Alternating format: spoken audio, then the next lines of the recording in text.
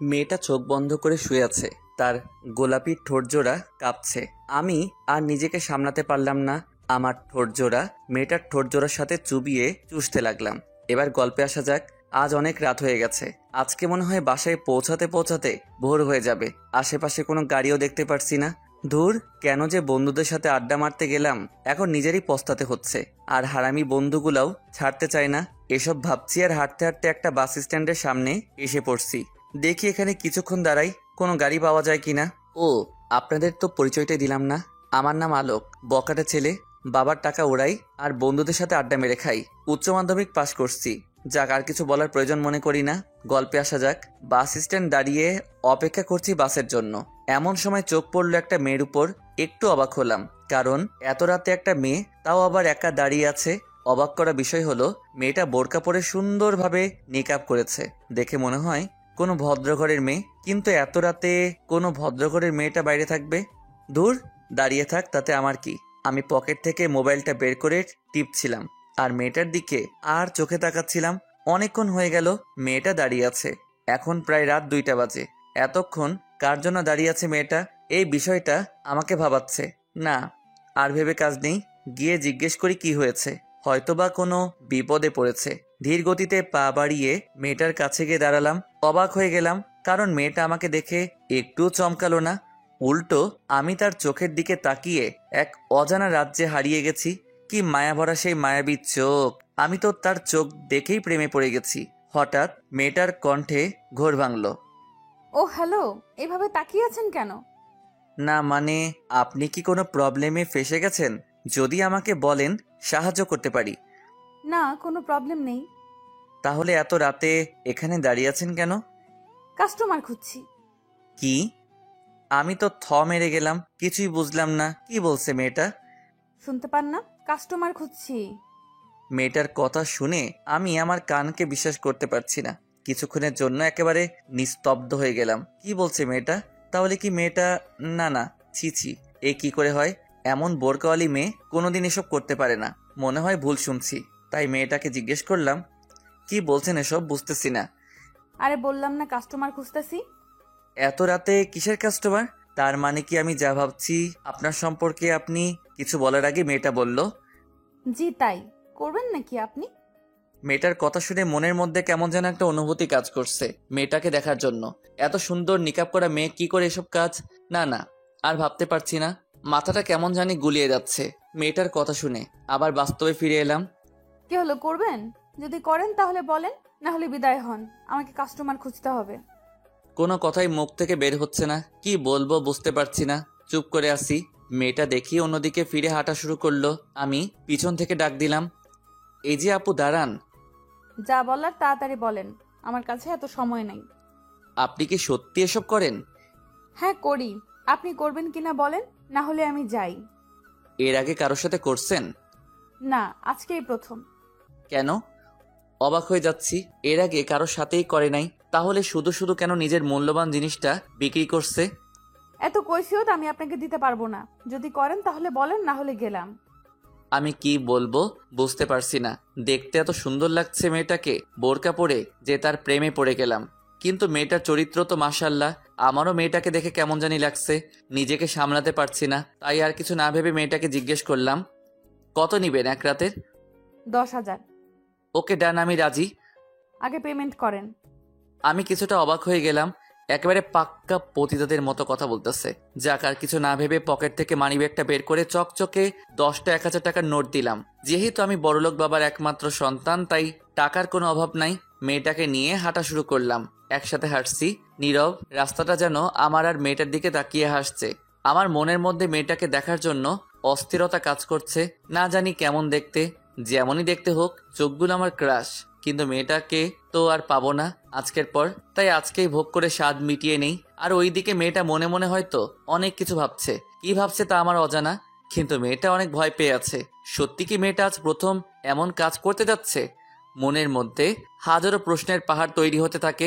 তখনই মেয়েটা আমাকে বলল ওই দিকে যেতে। আমি কিছুটা অবাক হয়ে বললাম, কোন দিকে? তারপর মেয়েটা বলল তার সাথে যেতে। আমি মেয়েটার পিছন পিছন হাঁটা শুরু করলাম। কিছু দূর হাঁটতেই নিজেকে একটা ঘরে আবিষ্কার করলাম। বুঝতে বাকি রইল না যে এই বাসাটাতেই মেয়েটা থাকে। অন্ধকার দেখা যাচ্ছে কারণ ঘরের লাইটটা অফ ছিল। পরে মেয়েটা গিয়ে লাইট অন করলো।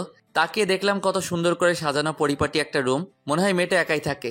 মেয়েটা দরজা লাগিয়ে বলল, শুরু করতে পারেন। আমারও আর তর্স হয়েছে না মেয়েটাকে দেখার জন্য, তাই বললাম, আপনার চেহারাটা দেখান, মুখের কাপড়টা সরান একটু। গলা দিয়ে যেন কথা বের হচ্ছিল না। মেয়েটা নিজের মুখের কাপড় সরাতেই আমি যেন এক অন্য জগতে হারিয়ে গেলাম। এ কি মানুষ নাকি পরী? এত সুন্দর মানুষ হতে পারে আগে জানা ছিল না। মেয়েটার কাজল কালো চোখগুলো দেখেই আমি আগেই তার প্রেমে পড়ে গেছিলাম। আর এখন তার এত সুন্দর অপরূপ চেহারা, আর ঠোঁটের নিচে একটা তিল, হালকা মেকআপ, আর ঠোঁটে হালকা গোলাপি লিপস্টিক। আমি তো আর লোভ সামলাতে পারছি না। তার সোনার বরণ শরীর আর চুলের ঘ্রাণে আমি মাতাল হয়ে গেলাম। ধীরে ধীরে মেয়েটার দিকে অগ্রসর হলাম। মেয়েটা একটু একটু করে পিছুপা হচ্ছে। মেয়েটা বিছানায় পড়ে যায়। আমিও তার উপর পাগলা কুত্তার মতো ঝাঁপিয়ে পড়ি নিজের জৈবিক চাহিদা মেটানোর জন্য। মেয়েটা চোখ বন্ধ করে শুয়ে আছে। তার গোলাপি ঠোঁটজোড়া কাঁপছে।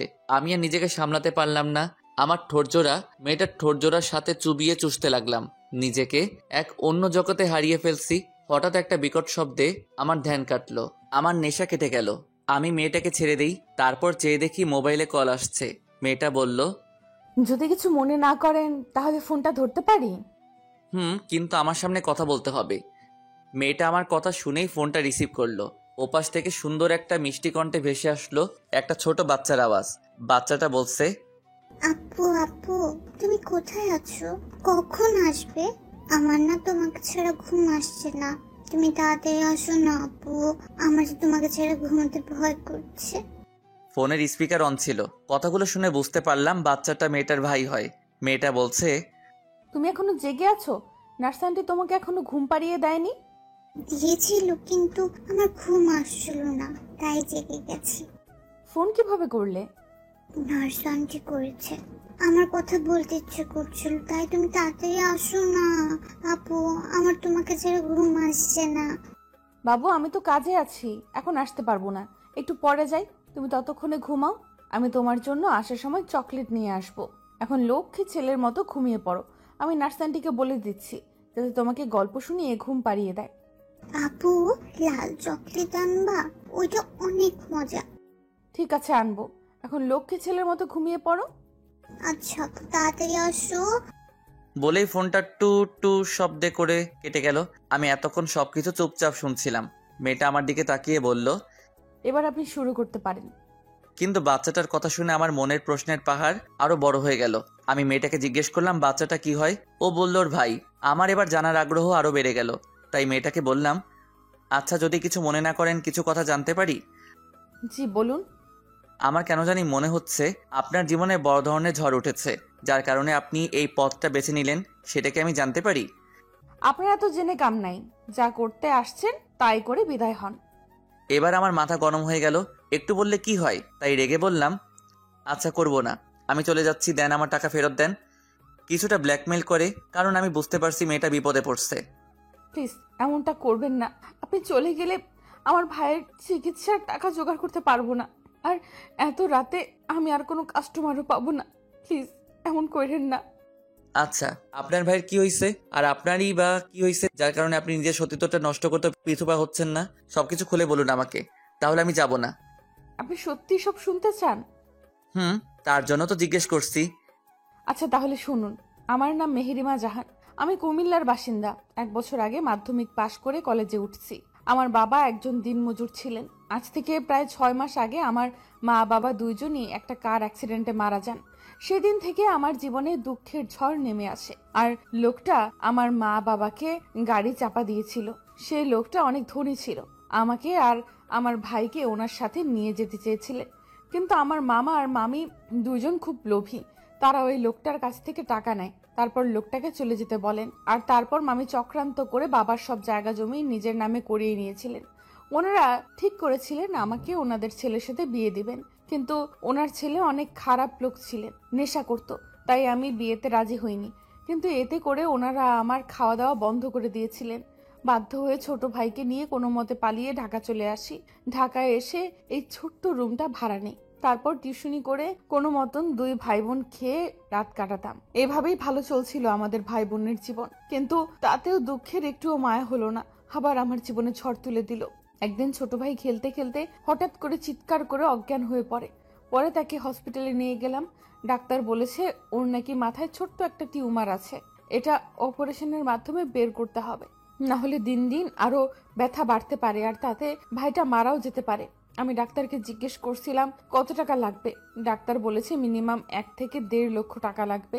কিন্তু আমি এত টাকা কোথায় পাবো পাবো কোথায় এটাই ভেবে পাচ্ছিলাম না। চাকরি খোঁজার অনেক চেষ্টা করেছি, কিন্তু তারাও একই কাজ করতে চায় আমার সাথে। আমি রাজি হলে চাকরি দেবে, না হলে দেবে না, কিন্তু আমি রাজি হই না। দিন যেতে থাকে আর আমার ভাইটা মরণের সাথে লড়াই করতে থাকে। আপনি বলুন ওইটুকু একটা ছোট বাচ্চা কি করে পারবে এত ব্যথা সহ্য করতে? তাই আর কিছু না ভেবে বেরিয়ে পড়ছি নিজের গায়ে পতিতার ছাপ লাগাতে। এতে আমার জীবন ধ্বংস হলেও আমার নিষ্পাপ ভাইটার জীবন বেঁচে যাবে। আমি ছাড়া এই দুনিয়ায় ওর আর কেউ নাই। কেঁদে কেঁদে সব কথাগুলো বলল। মেয়েটার কথা শুনে আমার বুকের ভেতরটা দুমড়ে মুচড়ে গেল। কেমন যেন একটা কষ্ট অনুভব করলাম। মানুষ এত নিষ্ঠুর কি করে হতে পারে? আমি মেয়েটার দিকে তাকিয়ে দেখি মেয়েটা এখনো কাঁদছে। তার চোখের নোনা জলগুলো তার চোখের কাজলের সাথে মিলে একটা খেলা করছে। আমি তাড়াতাড়ি করে পকেট থেকে রুমালটা বের করে মেয়েটার হাতে দিয়ে বললাম, নেন, এইটা দিয়ে চোখের পানি মুছুন, কাঁদলে আপনাকে একটু ভালো দেখায় না। মেয়েটা রুমালটা হাতে নিয়ে চোখ মুছে কান্না করা বন্ধ করলো। আচ্ছা চলেন, এখন তো আপনার জৈবিক চাহিদা পূরণ করার পালা। আমি মেয়েটার এমন কথা শুনে সত্যি অবাক না হয়ে পারলাম না। কেউ এতটা নিচে নামতে পারে নিজের ভাইকে বাঁচানোর জন্য জানা ছিল না। আমি মেয়েটার গলার শব্দে আবার বাস্তবে ফিরে এলাম। আচ্ছা আপনি এবার আপনার কাজ শুরু করেন, আমি আর আপনাকে বাধা দেব না। আমার জীবনে প্রথম আপনিই সেই পুরুষ যে আমার এত কাছে এসেছে। চাইলে এখন আপনি আমার গায়ে পতিতার ছাপ বসিয়ে দিতে পারেন, পরে আবার টাকা ফেরত চাইতে পারবেন না, কারণ টাকাটা আমার খুব প্রয়োজন। আমি কি বলবো কিছুই বুঝতে পারছিলাম না। একদিকে মেয়েটা আমার স্বপ্নের সেই রাজকুমারী, যাকে আমি মনে প্রাণে কাছে চাইছি, তবে সেটা স্বপ্নই ছিল এতদিন। আজ এত কাছে পেয়েও কি আমি তাকে হারিয়ে ফেলবো? তবে কি সে শুধু আজকে রাতটাই আমার? ভাবনাতে পড়ে গেলাম, না না, এ কিছুতেই হতে পারে না। এই মেয়েকে আমি সারা জীবন পাশে চাই। যেই মেয়ে ছোট ভাইয়ের জন্য নিজের সতীত্ব বিলি করতে রাজি, সেই মেয়ে আর যাই হোক প্রতারক হতে পারে না। এই মেয়ের মন যে জয় করতে পারবে, জীবনের বিনিময়ে হলেও তাকে আগলে রাখবে। না না, একে হারাতে পারবো না। তাহলে আমার যে কি হবে তা আমি নিজেই জানি না। প্রথম দেখায় যাকে ভালোবেসে ফেলছি, তাকে কি করে হারাতে দিতে পারি? মনের মধ্যে হাজারো ভাবনা ঢেউ তুলছে। চুপ করে বসে থাকতে দেখে মেয়েটা বলল, কি হলো, কি ভাবছেন? কই কিছু না তো। দেখুন, আমার কাছে বেশি সময় নেই, ভোর হতে আর অল্প সময় বাকি আছে। তারপর কিন্তু আর কিছু করতে পারবেন না বলে দিলাম। আর টাকার আশা ছেড়ে দেন। আর কিছুই করতেও চাই না। মেয়েটা অবাক হয়ে বড় বড় চোখ করে তাকিয়ে বলল, আর কিছু করতে চান না মানে? মানে কিছু না, করতে চাই না এটাই বললাম। দেখুন, করবেন কি না করবেন সেটা আপনার ব্যাপার, কিন্তু কিন্তু টাকা ফেরত পাবেন না। এবার আমার মাথায় রাগ উঠে গেল। বারবার শুধু টাকার কথা বলে। অবশ্য এতে মেয়েটার কোনো দোষ নেই। ওর জায়গায় অন্য মেয়ে থাকলেও একই কথা বলতো। না, আর দেরি করা ঠিক হবে না। মেয়েটা আমার মনের কথা খুলে বলি, দেখি যদি রাজি হয় তাহলে আমার জীবন ধন্য। আচ্ছা, একটা কথা বলতে পারি যদি কিছু মনে না করেন? আবার কি কথা? দেখুন, যা বলার তাড়াতাড়ি বলুন, আমার এত সময় নেই। সময় নেই মানে? আর কোনো জায়গায় কাস্টমার ওয়েট করছে নাকি? না তা না, যাক বাদ দেন, বলেন কি বলবেন শুনি। এরপর আমি যা বললাম এতে মেয়েটা নিজের কানকে বিশ্বাস করতে পারছিল না। চলুন দেখা যাক। আসলে কথাটা হলো, কি বলেন? না মানে আসলে কথাটা হলো, কি বলা দরকার বুঝতে পারছিলাম না। কি মানে মানে করছেন? যা বলার সোজাসুজি বলেন। আমি আপনাকে ভালোবাসি, আপনাকে বিয়ে করতে চাই। কথাটা বলেই মাথা নিচু করে ফেলি। আর এদিকে মেয়েটা যেন আকাশ থেকে পড়লো আমার এমন একটা কথা শুনে। এটার জন্য মেয়েটা মোটেও তৈরি ছিল না। কি বলছেন এসব? আপনার মাথা ঠিক আছে তো? দেখুন, আবেগের বশে কোনো কথা বলা উচিত না। আপনি যা করতে এসেছেন তাই করে বিদায় হন। আমি আবেগের বশে কথা বলছি না, যা বলছি মন থেকে বলছি। আমি আপনাকে প্রথম দেখেই ভালোবেসে ফেলেছি আর আপনাকে বিয়ে করতে চাই। দেখুন, এই মুহূর্তে আপনার আবেগটা কাজ করছে, তাই এসব কথা বাদ দেন প্লিজ। আপনি আপনার কাজ করে চলে যেতে পারেন। আর হ্যাঁ, বিয়ে করে কি করবেন শুনি? যেটা বিয়ে করে পাবেন সেটা তো বিয়ের আগেই পেয়ে যাচ্ছেন। তাহলে আর বিয়ে করবেন কেন, তাও আবার আমার মতো একটা পতিতার সাথে? মেয়েটার এমন কথা শুনে ভীষণ রাগ উঠল। মন চেয়েছিল কষিয়ে 2টা থাপ্পড় দিতে। আরে হেতিকে ভালোবাসি বলে মুখে যা আসে তাই বলে যাবে নাকি? দেখুন, বিয়ে মানেই যে সেক্স করা তা কিন্তু নয়। বিয়ের আরও অনেক ভালো দিক আছে। আমি আপনাকে আমার সারা জীবনের সুখ দুঃখের সাথী বানাতে চাই। বলেন, হবেন কি আমার পথ চলার সাথী? মেয়েটা কি বলবে বুঝতে পারছে না, কি বলা উচিত তার এখন। মেয়েটা একটা ভাবনার মধ্যে ডুবে গেল। একটা আপত্তিকর ছাপ দেখতে পারছিলাম তার মুখে। মেয়েটা বলল, আমি আপনাকে বিয়ে করতে পারবো না। আপনি যা করতে এসেছেন তাই করে চলে যান। এতিম মেয়ের ওপর কোনো দয়া দেখানোর দরকার নেই। এসব শুনে আমার মাথায় আরো বেশি গরম হয়ে যায়। নিজেকে আর আটকে রাখতে পারি না। ঠাস করে মেয়েটার গালে চর বসিয়ে দেই। মেয়েটার গালে হাত দিয়ে বসে আছে। বুঝতে পারলাম চরটা খুব জোরেই লেগেছে, কারণ চর খেয়ে মেয়েটা বিছানার কোণে ছিটকে পড়ে। আমি এমন কিছু করব সে স্বপ্নে ভাবতে পারে নাই। ওই, তুই নিজেকে কি মনে করিস? হ্যাঁ, তোকে প্রথম দেখায় ভালোবেসে ফেলছি, তাই তোর এত কথা সহ্য করছি। নয়তো তোকে খুন করে কখন চলে যেতাম। এখন বল, বিয়ে করবি কি না? না, করবো না আপনাকে বিয়ে। হাসছেন কেন? তুই যদি এখন আমাকে বিয়ে করতে রাজি না হোস, তাহলে কাল সকাল হওয়ার আগে তোকে পুলিশ এসে ধরে নিয়ে যাবে। আমি পুলিশকে বলবো তুই একটা বেশ্যা মেয়ে। তাই বলছি, চুপচাপ মেনে নে। আমি তোকে সত্যি ভালোবেসে ফেলছি, আর আমাকে বিয়ে করলে তোর ভাইও বেঁচে যাবে। না প্লিজ, এমনটা করবেন না। আমি আপনার দুটি পায়ে পড়ি, পুলিশকে ডাকবেন না। তাহলে আমার ভাইটার কি হবে? ওইটুকু একটা বাচ্চার প্রতি দয়া করেন, পুলিশকে ডাইকেন না। আপনার দুটি পায়ে ধরে বলছি। সাথে সাথে আমার পায়ে হাত দিয়ে ধরে বসে। তোর জায়গা আমার পায়ে নয়, তোর স্থান আমার মনে। তুই কিছু চিন্তা করিস না। তোর ভাইয়ের অপারেশনের সমস্ত দায়িত্ব আমার, কিন্তু তোকে আমাকে বিয়ে করতে হবে, না হলে আমি পুলিশ ডাকতে বাধ্য হব। না না, এটা করেন না প্লিজ। আপনি যা বলবেন তাই রাজি। তবু পুলিশকে ডাইকেন না। আমি আপনাকে বিয়ে করতে রাজি। নিজের অজান্তেই আমার মুখে একটা হাসি ফুটে ওঠে। আমি মেয়েটার গালে হাত দিয়ে তার চোখের পানি মুছে দেই।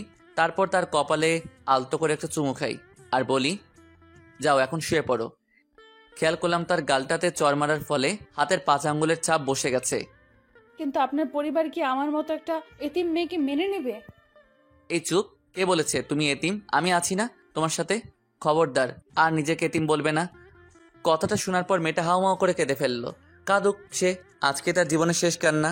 আর কোনোদিন ও তাকে কাঁদতে দিব না। আমি তার চোখের পানি মুছে দিয়ে বললাম, যাও গিয়ে শুয়ে পড়ো, রাত অনেক হয়েছে, সকালে তোমার ভাইকে দেখতে যেতে হবে তো। মেয়েটা কোনো কথা না বলে চুপচাপ বিছানার এক কোণে গিয়ে শুয়ে পড়লো। খেয়াল করলাম মেয়েটা বালিশে মুখ লুকিয়ে কাঁদছে। আমার মন চাইছিল ওকে শক্ত করে জড়িয়ে ধরে বলি, কেঁদো না, আমি আছি তোমার পাশে। কিন্তু সেই অধিকারটুকু এখনো পাইনি। তাই আর কিছু না বলে আমি একটা বালিশ আর চাদর নিয়ে মাটিতে বিছানা পেতে শুয়ে পড়ি। এখনো কান্নার গুনগুন আওয়াজ শোনা যাচ্ছে। কি করব বুঝতে পারছি না। এখন কি আমার ওকে সান্ত্বনা দেওয়া উচিত হবে? মনে মনে ভাবছি, মেয়েটাকে এইভাবে জোর করে বিয়ে করাটা কি ঠিক হচ্ছে নাকি? না না, যা করছি ঠিকই করছি। পতিতা হয়ে সমাজে বসবাস করার চেয়ে আমার বউ হয়ে থাকা অনেক ভালো। এমনিতেই মেয়েটা সবকিছু হারিয়ে নিঃস্ব। এখন তার শেষ সম্বলটা যদি হারিয়ে পতিতার পরিচয়ে জীবন কাটায়, তাহলে হয়তো বেশি দিন বাঁচবে না। আর এমনিতে আমি ওকে প্রথম দিকে ভালোবেসে ফেলছি। ও শুধু আমার। ওকে যে করি হোক আমার করে পেতে হবে। পৃথিবীর সমস্ত কিছু ত্যাগ করে হলেও আমি এই মেয়েটাকেই বিয়ে করব। এসব ভাবতে ভাবতে কখন যে ঘুমিয়ে পড়লাম টেরই পেলাম না। একটু পর হঠাৎ একটা চিৎকারের শব্দ শুনে আমার ঘুম ভেঙে গেল। আমি রীতিমতো ভয় পেয়ে লাফিয়ে উঠছি। উঠে দেখি মেয়েটা ভয় চুপসে গেছে। আমি ওর কাছে তাড়াতাড়ি করে গিয়ে ওকে জড়িয়ে ধরি, আর মেয়েটাও আমাকে শক্ত করে জড়িয়ে ধরে ফেললো। আমার বুঝতে আর বাকি রইল না যে মেয়েটা স্বপ্ন দেখে ভয় পাইছে। কি হলো, কোনো খারাপ স্বপ্ন দেখলে নাকি? আমার আমার ভাই, আমার ভাই কোথায়? ওকে দেখতে পাচ্ছি না। বুঝতে পেরেছি, মেয়েটা ওর ভাইকে নিয়ে কোনো খারাপ স্বপ্ন দেখেছে। তোমার ভাই হসপিটালে, তুমি জানো না? মেয়েটার হুঁশ ফিরল। এতক্ষণ ভয় গোড়ের মধ্যে ছিল। হুঁশ ফিরতেই আমাকে এক ঝটকা দিয়ে সরিয়ে দিল। তারপর তার কান্নার মাত্রা আরো বেড়ে গেল। ইস, কত সুন্দর লাগে কাঁদলে, একদম বাচ্চাদের মতো। কিন্তু এখন রোমান্স করার সময় নাই। ওই, কাঁদছো কেন? কি হয়েছে? কিছু না। মেয়েটা তার চোখের পানি মুছে কান্না বন্ধ করে। কি হলো, বলো, কি হয়েছে? আচ্ছা, কিছু কথা বলার ছিল। হ্যাঁ বলো, কি বলবে? আপনি আমাকে সত্যিই ভালোবাসেন? আর আমাকে কি সত্যি বিয়ে করতে চান? হ্যাঁ, আমি তোমাকে সত্যি ভালোবাসি, আর তোমাকে বিয়ে করতে চাই। কিন্তু আপনার পরিবারের সবাই কি আমাকে মেনে নেবে? পরিবার বলতে তেমন কেউ নেই, আছে শুধু বাবা। বাবা তার ব্যবসা নিয়ে ব্যস্ত থাকেন, আর আমি সারাদিন ঘুরি ফিরি আর খাই। আর আপনার মা? শুনেছি উনি নাকি আমার জন্মের পর মারা গেছেন। ছোটবেলা থেকেই বাবা আমার সবকিছু দেখাশোনা করছেন। এইভাবে কথা বলতে বলতে ভোরের আজান দিয়ে দিল। মেয়েটা আমাকে বলল, আচ্ছা, এখন আজান দিচ্ছে, যান আপনি নামাজটা পড়ে আসুন। আমি ভাবলাম কিছুটা দুষ্টামি করা যাক। আসলে আমার না খুব ঘুম পাচ্ছে, আমি ঘুমাই।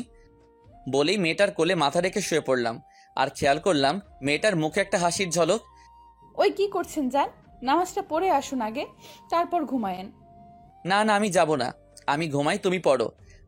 আমি কোনো বেনামাজি পুরুষকে বিয়ে করতে পারবো না, কারণ যে তার সৃষ্টিকর্তাকে ভালোবাসতে পারে না সে আমাকে কি ভালোবাসবে। বুঝেছি, আপনি আমার সাথে মজা করছেন এতক্ষণ। নেন, আপনার টাকা নেন, যান এখান থেকে। আপনাকে বিয়ে তো দূরের থাক, আপনার চেহারাও দেখতে চাই না। আমি সাথে সাথে উঠে পড়লাম, ওর দিকে করুণ চোখে তাকিয়ে থাকলাম। এখন আমাকে এইভাবে ব্ল্যাকমেল করছো, বিয়ের পর কি করবে শুনি? সেটা পরে ভেবে নিব, এখন যান। আচ্ছা, যাচ্ছি। বিছানা থেকে উঠে ফ্রেশ হয়ে নামাজ পড়তে চলে গেলাম মসজিদে। নামাজ পড়ে এসে দেখি নাস্তা রেডি। মেয়েটা আমাকেই দেখেই বলল, চলে আসছেন, বসুন, নাস্তাটা করে নেন। নাস্তা বানালে কখন? এই তো একটু আগে। আপনি বসুন, আমি বেড়ে দিচ্ছি। আমি মনে মনে খুশিতে নাচতেছি। বিয়ের আগে হবু বউয়ের হাতে রান্না খাবো, উফ কি খুশিটাই না লাগছে। আমি গিয়ে টেবিলে বসে পড়লাম। তারপর আমাকে খাবার বেড়ে দিয়ে দাঁড়িয়ে আছে। কি হলো, তুমি খাবে না? খাবো পরে, আপনি আগে খেয়ে নিন। না, তুমি বসো, দুজন একসাথে খাবো। ওকে খাবার টেবিলে বসানোর জন্য ওর হাত ধরতে চিৎকার করে উঠলো। দেখলাম ওর চোখ বেয়ে নোনা পানি ঝরছে। কি হলো কিছুই বুঝলাম না। খাবার টেবিল থেকে উঠে পড়লাম। চোখ পড়লো ওর হাতের উপর, দেখলাম অনেকখানি পুড়েছে। এটা কিভাবে হলো তোমার? একটু ছ্যাঁকা লাগছে, সমস্যা নাই, ঠিক হয়ে যাবে। যান, আপনি খেয়ে নেন। সমস্যা নাই মানে? কতখানি পুড়ছে আর তুমি বলছো একটুখানি? ওষুধ লাগাওনি? লাগিয়েছি। আচ্ছা, এখানে বসো। আমি ওকে জোর করে টেবিলে বসালাম। তারপর ভাতের প্লেটটা হাতে নিয়ে ওকে খাইয়ে দিতে শুরু করলাম। খেতে চাইছিল না, তাও জোর করে খাওয়াইছি। খাওয়া দাওয়া শেষ করে দুইজনে রেডি হয়ে বেরিয়ে পড়লাম। গন্তব্য হসপিটাল, যেখানে ওর ভাই চিকিৎসাধীন রয়েছে। যাওয়ার সময় মেয়েটা ওর ভাইয়ের জন্য একটা চকলেট কিনলো। টাকাটা আমি দিতে চাইছিলাম, কিন্তু ও দিতে দেয় নাই। পরে দুইজনে হাসপাতালে পৌঁছে গেলাম। বাচ্চা ছেলেটা ওর আপুকে দেখে দৌড়ে এসে তার কোলে উঠে পড়ে। মেয়েটা তার ভাইয়ের গালে চুমু খেলো। বাচ্চাটাও ওর বোনের গালে পাপ্পি খেলো। তারপর বাচ্চাটা চোখ পড়লো আমার উপর। বাচ্চাটা তার আপুকে জিজ্ঞেস করলো, আপু আপু, ওই আঙ্কেলটা কে? ওই আঙ্কেলটা তোমাকে দেখতে আসছে। ও আমাকে দেখতে আসছে? বাচ্চাটার মুখে আঙ্কেল শব্দটা শুনে আমি তো মেরে গেছি। বলে কি পুচকুটা, আমি আর আঙ্কেল? এখনো বিয়ে করলাম না, আর দাড়িও তো নেই। শিওর হওয়ার জন্য গালে আর একবার হাত দিয়ে দেখলাম দাড়ি উঠছে কিনা। না, কোনো দাড়ি নেই। তাহলে এই পুচকুটা আঙ্কেল বললো কেন? আর মেয়েটাও পারে বটে, আমাকে আঙ্কেল বলছে। আরও মুচকি মুচকি হাসি দিচ্ছে। যা, আজকে মনে হয় বুড়োই হয়ে গেলাম। ওই আঙ্কেলটা তোমাকে দেখতে আসছে। আমার আর কিছু করার নাই। বাচ্চাটা তার আপুর কোল থেকে নেমে গেল। তারপর আমার কাছে আসলো। আমি হাঁটু গেড়ে তার সামনে বসলাম। আঙ্কেল আঙ্কেল, আপনি সত্যি আমাকে দেখতে আসছেন? হ্যাঁ, তোমার জন্যই তো আসছি। তার আগে তুমি আমাকে ভাইয়া বলে ডাকো, তোমার জন্য একটা গিফট আছে। কি গিফট আঙ্কেল? দেন না, দেন দেন। উফ, আবার আঙ্কেল? ভাইয়া বলো তাহলে দিব। আচ্ছা আগে দেন, দেখি দেখি। চোখ বন্ধ কর তোমার। বাচ্চা মানুষ তো, তাই বলার সাথে সাথে চোখ বন্ধ করে ফেলে। আমি একবার মেয়েটার দিকে তাকিয়েছিলাম, খেয়াল করছি মুচকি মুচকি হাসছে। এবার চোখ খুলো। পকেট থেকে একটা কিটক্যাট বের করে তার চোখের সামনে ধরি। ওয়াও আঙ্কেল, এত বড় চকলেট! এটা আমার জন্য? দূর চাই, বাচ্চাটা তো মহাপাজি, কিছুতেই কথা শুনছে না। আবারও আঙ্কেল বলছে, হ্যাঁ এটা তোমার জন্য, কিন্তু তোমাকে দিব না। কথাটা শোনা মাত্র বাচ্চাটার মুখটা কালো হয়ে গেল। মাথা নিচু করে দাঁড়িয়ে রইল, কোনো কথা বলছে না। আরে কি হলো তোমার? এমন মুখ গোমরা করে দাঁড়িয়ে রইল কেন? এই চকলেটটা তোমার, তোমার জন্যই তো এনেছি। কিন্তু তার আগে ভাইয়া ডাকো একবার। বাচ্চাটা খুশি হয়ে আমাকে জড়িয়ে ধরে বলে, সত্যি এটা আমার জন্য? তোমার জন্য, কিন্তু এখন থেকে ভাইয়া বলে ডাকবা, কেমন? কথাটা বলে বাচ্চাটার হাতে চকলেটটা ধরিয়ে দিলাম। সাথে সাথে বাচ্চাটা আমার গালে চুমু দিয়ে বলল, থ্যাংক ইউ ভাইয়া, তুমি অনেক ভালো। তাই তুমিও অনেক ভালো। আচ্ছা ভাইয়া, এই চকলেটটা অনেক দামি তাই না? বেশি না, একটু। ও আচ্ছা, তাহলে এটা নিয়ে নাও, এটা আমার লাগবে না। আমি অবাক হয়ে গেলাম। কেন কেন? চকলেটটা কি তোমার ভালো লাগে নাই? ভালো লেগেছে, কিন্তু আপু বলেছে দামি জিনিস আমাদের মতো গরিবের কপালে নাকি জুটে না। আর চকলেটটা এত দামি, এই টাকাও আপু দিতে পারবে না, তাই বলছি এটা নিয়ে নিন, আমার একটা দিয়ে হবে। বাচ্চাটা এমন একটা কথা শুনে আমার মাথা গোলাতে শুরু করলো। আমি একবার মেয়েটার দিকে তাকিয়ে দেখলাম মেয়েটার মুখখানিও কালো হয়ে গেছে। সত্যি কতটা কষ্টেই না এতদিন জীবনযাপন করছে। যাই, বাচ্চাটাও বুঝতে পেরে গেছে টাকার মূল্য। দুনিয়াতে সব টাকারই খেলা। হঠাৎ বাচ্চাটার ডাকে আবার ধ্যান ভাঙলো। ভাইয়া এই নাও, আমার এটা লাগবে না, আমি একটাই খাবো। আরে, এটার টাকা তোমাকে দিতে হবে না। দোকানদার তোমার সাথে দেখা করতে এসেছে শুনে এমন একটা দিয়ে দিছে। তুমি নাকি চকলেট খুব ভালোবাসো, তাই তো তোমার পছন্দের লাল চকলেটটা দিল। সত্যি বলছো? সত্যি। এখন যাও, গিয়ে শুয়ে আরাম করে খাও। ওকে ভাইয়া। বলেই সাথে সাথে আমার গালে আর একটা চুমু দিয়ে দৌড়ে ওর আপুর কাছে চলে গেল। ওর আপু মানে মেয়েটা তাকে বেডে বসিয়ে দিয়ে চকলেট খেতে বলল। বাচ্চাটা মহা আনন্দে চকলেট খাচ্ছিল। মেয়েটা আমার সামনে এসে দাঁড়ায়, বলল, চকলেট কখন কিনলেন? আমি তো দেখলাম না। তোমাকে না বলে কিনেছি বললে কি কিনতে দিতে, তাই না বলে লুকিয়ে কিনছি। ও আচ্ছা। চলো কোথায়? ডাক্তারের কাছে, দেখি আর একবার কি বলে তা নিজের কানে শুনি। মেয়েটাও আর কোনো আপত্তি করলো না। তার ভাইকে বলে আসলো কোথাও যেন না যায়, আর যেন দুষ্টামি না করে। আর বাচ্চাটা মাথা নাড়িয়ে হ্যাঁ সুযোগ জবাব দিল। কারণ পুচকুটা চকলেট খাওয়ায় ব্যস্ত, আমি আর মেয়েটা যেতে যেতে কথা বলছি। কিন্তু ডাক্তারের কেবিনে ঢুকেই খেলাম এক ধাক্কা। অবাক হয়ে গেলাম, কারণ কেন জানেন? চলুন দেখা যাক। আসতে পারি স্যার? হ্যাঁ আসুন।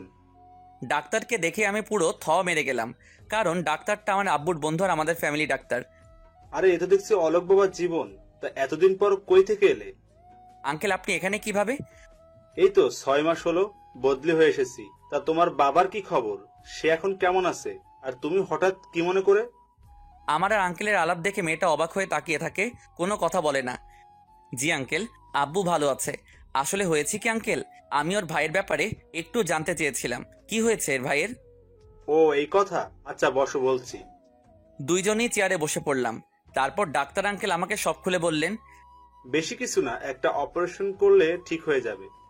আঙ্কেল, আপনি যা করার করুন, যত টাকা লাগে আমি দেব, কিন্তু বাচ্চাটার যেন কোনো ক্ষতি না হয়। আচ্ছা চিন্তা করো না, আমি পার্সোনাল ভাবে এই ব্যাপারটা হ্যান্ডেল করব। তাহলে আঙ্কেল, আপনি যত তাড়াতাড়ি সম্ভব অপারেশনটা শুরু করে দিন। আমরা তাহলে এখন উঠি। সে কি, এইমাত্র তো এলে আর এখনই বলছো উঠি? কিছু চা নাস্তা খেয়ে যাও। না আঙ্কেল, আজ না অন্যদিন। বলেই আমরা উঠে হাঁটা শুরু করলাম। মেয়েটার মুখের দিকে একবার তাকিয়েছিলাম। ঘন কালো কুয়াশায় যেন তার সুন্দর মুখটা ঢেকে গেছে। কোনো কথা বলছে না, চুপচাপ। আমি কেবিন থেকে বের হওয়ার আগে ডাক্তার আঙ্কেল আমাকে ডাক দিল। বাবা অলোক, শোনো। আমি আর মেয়েটা দুজনেই দাঁড়িয়ে পড়লাম। পিছনে ফিরে তাকিয়ে বললাম, জি আঙ্কেল বলুন। ডাক্তার আঙ্কেল চেয়ার থেকে উঠে এসে আমার কানের কাছে ফিসফিস করে বলছে, বিয়েটা করবে শুনি? দেখি কি করা যায়। চালিয়ে যাও বাবা, তোমাদের দুজনকে বেশ মানিয়েছে। আমি আর কিছু বললাম না, শুধু একটু হেসে চলে আসলাম। কিন্তু এদিকে মেয়েটার মন এখনো খারাপ, হয়তো তার ভাইয়ের কথা ভাবছে। কি হলো, কি ভাবছো? মেয়েটা চমকে গেল। কই কিছু না তো। চুপচাপ যে, কোনো কথা বলছো না যে? এমনি। আর কোনো কথা বললো না। আমি আর কিছু জিজ্ঞেস করলাম না, কারণ জানি এর মন ভালো নেই। পরের দুইজনে বাচ্চাটার কাছে গেলাম। আমি মেয়েটাকে বললাম, শুনো, আমি কিছুক্ষণের জন্য একটু বাসায় থেকে ঘুরে আসি, বাবার সাথে কিছু কথা আছে তো তাই। মেয়েটা ওর ছোট ভাইয়ের পাশে বসে মাথায় হাত বুলিয়ে দিচ্ছিল। আচ্ছা। আর কিছু বললো না, হয়তো লজ্জাবোধ কাজ করছে তাই।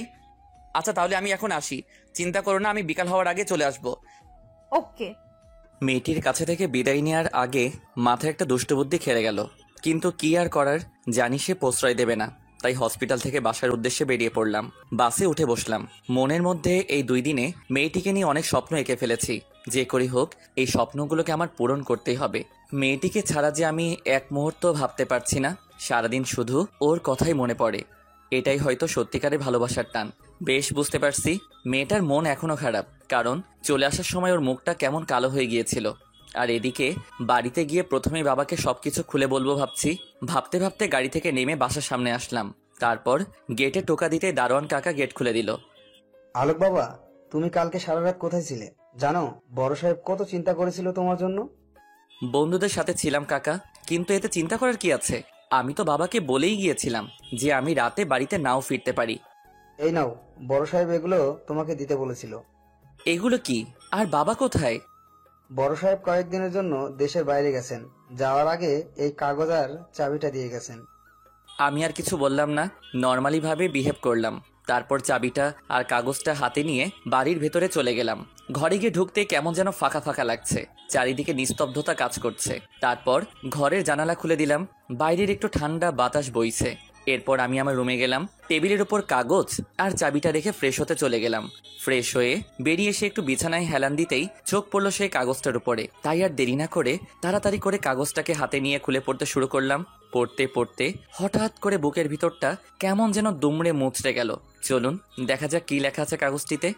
ডিয়ার আলোক, হঠাৎ করে একটা জরুরি মিটিং এর জন্য 1 মাসের জন্য আমাকে দেশের বাইরে যেতে হচ্ছে। তোমাকে কথাটা কাল রাতেই বলবো ভাবছিলাম, কিন্তু তুমি সারা রাত বাড়িতে ফেরোনি। খুব ভোরে আমাকে দেশ ছেড়ে যেতে হবে, তাই রাতে তোমাকে ফোন করেছিলাম কথা বলার জন্য, কিন্তু তোমার ফোন অফ ছিল। জানি না এভাবে আর কতদিন চলবে। যাই হোক বাবা, নিজের খেয়াল রাখবে।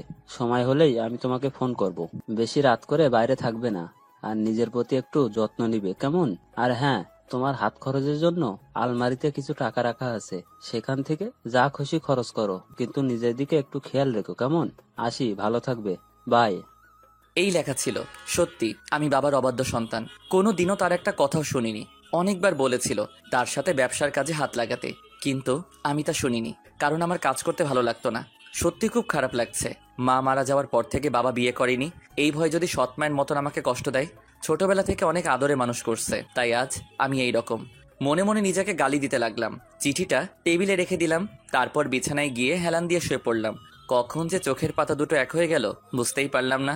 অনেকক্ষণ পর মনে হলো খুব গরম পড়ছে, শরীর ভেজা ভেজা মনে হচ্ছে। না, আর সহ্য করা যাচ্ছে না। ঘুমকে পরাজিত করলাম। চোখ খুলে বুঝতে পারলাম কারেন্ট চলে গেছে। ঘড়ির দিকে তাকিয়ে দেখি দুপুর 3টা বেজে গেছে। সাথে সাথে আমার মাথায় হাত, এত বেলা হয়ে গেছে। আর ওদিকে না জানি মেয়েটির কি অবস্থা। দুপুরে কিছু খেয়েছে কিনা তাও জানি না। আর কিছু না ভেবে তাড়াতাড়ি ফ্রেশ হয়ে গাড়ি নিয়ে বেরিয়ে পড়লাম হসপিটালের উদ্দেশ্যে। পৌঁছাতে পৌঁছাতে 3টা 30 বেজে গেল।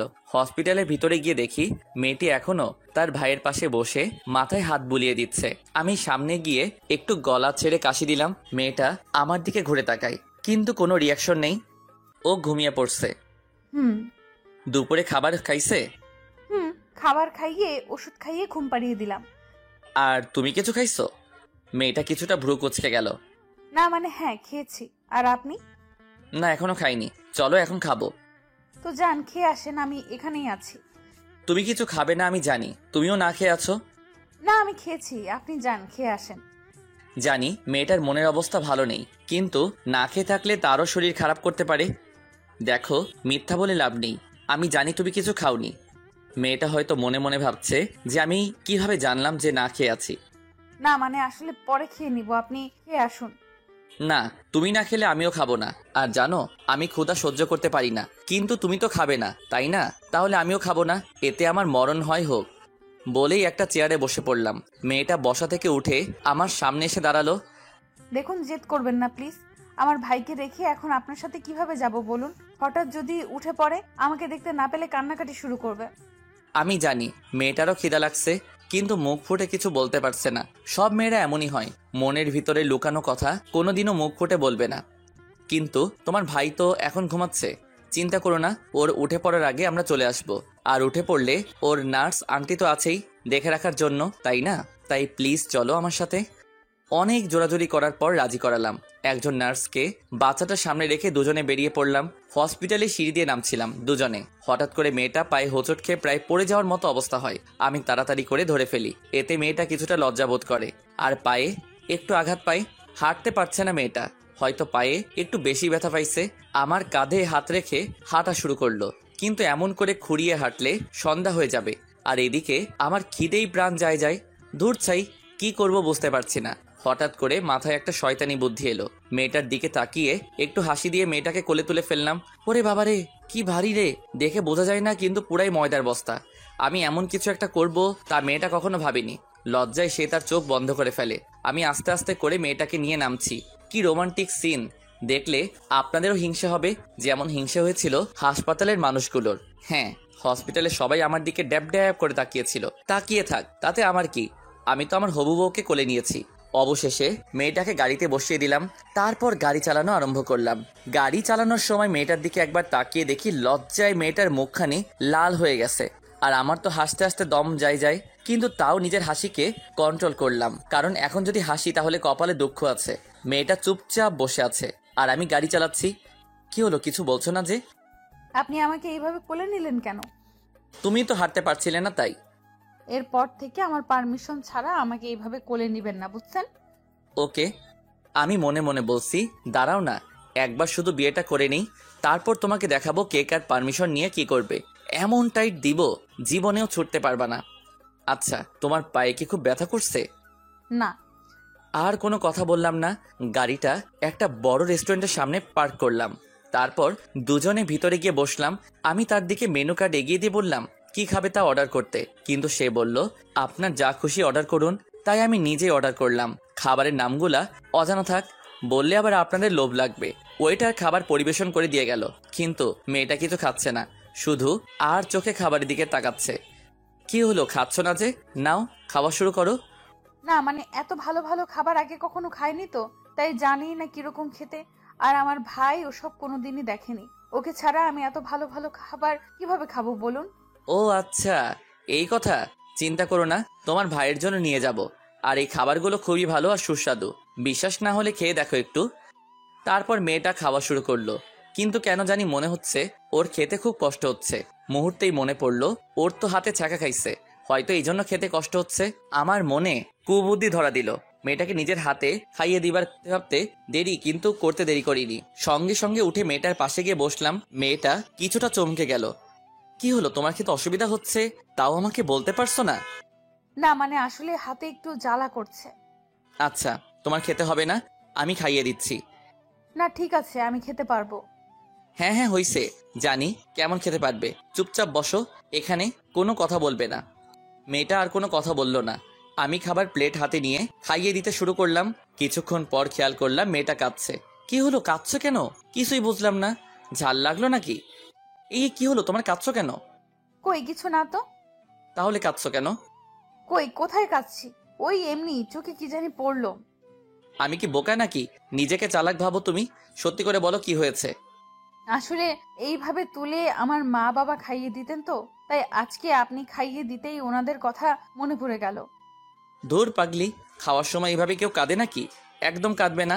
ওনারা সবসময় তোমার পাশেই আছে, তোমাদের জন্য সবসময় দোয়া করে। আর তোমরা যদি এইভাবে ভেঙে পড়ো তাহলে যে ওনাদের আত্মা কষ্ট পাবে। হুম। আচ্ছা, এবার লক্ষ্মী মেয়ের মতো হা করো, আর একদম কাঁদবে না। পুরো খাবারটা শেষ করতে হবে।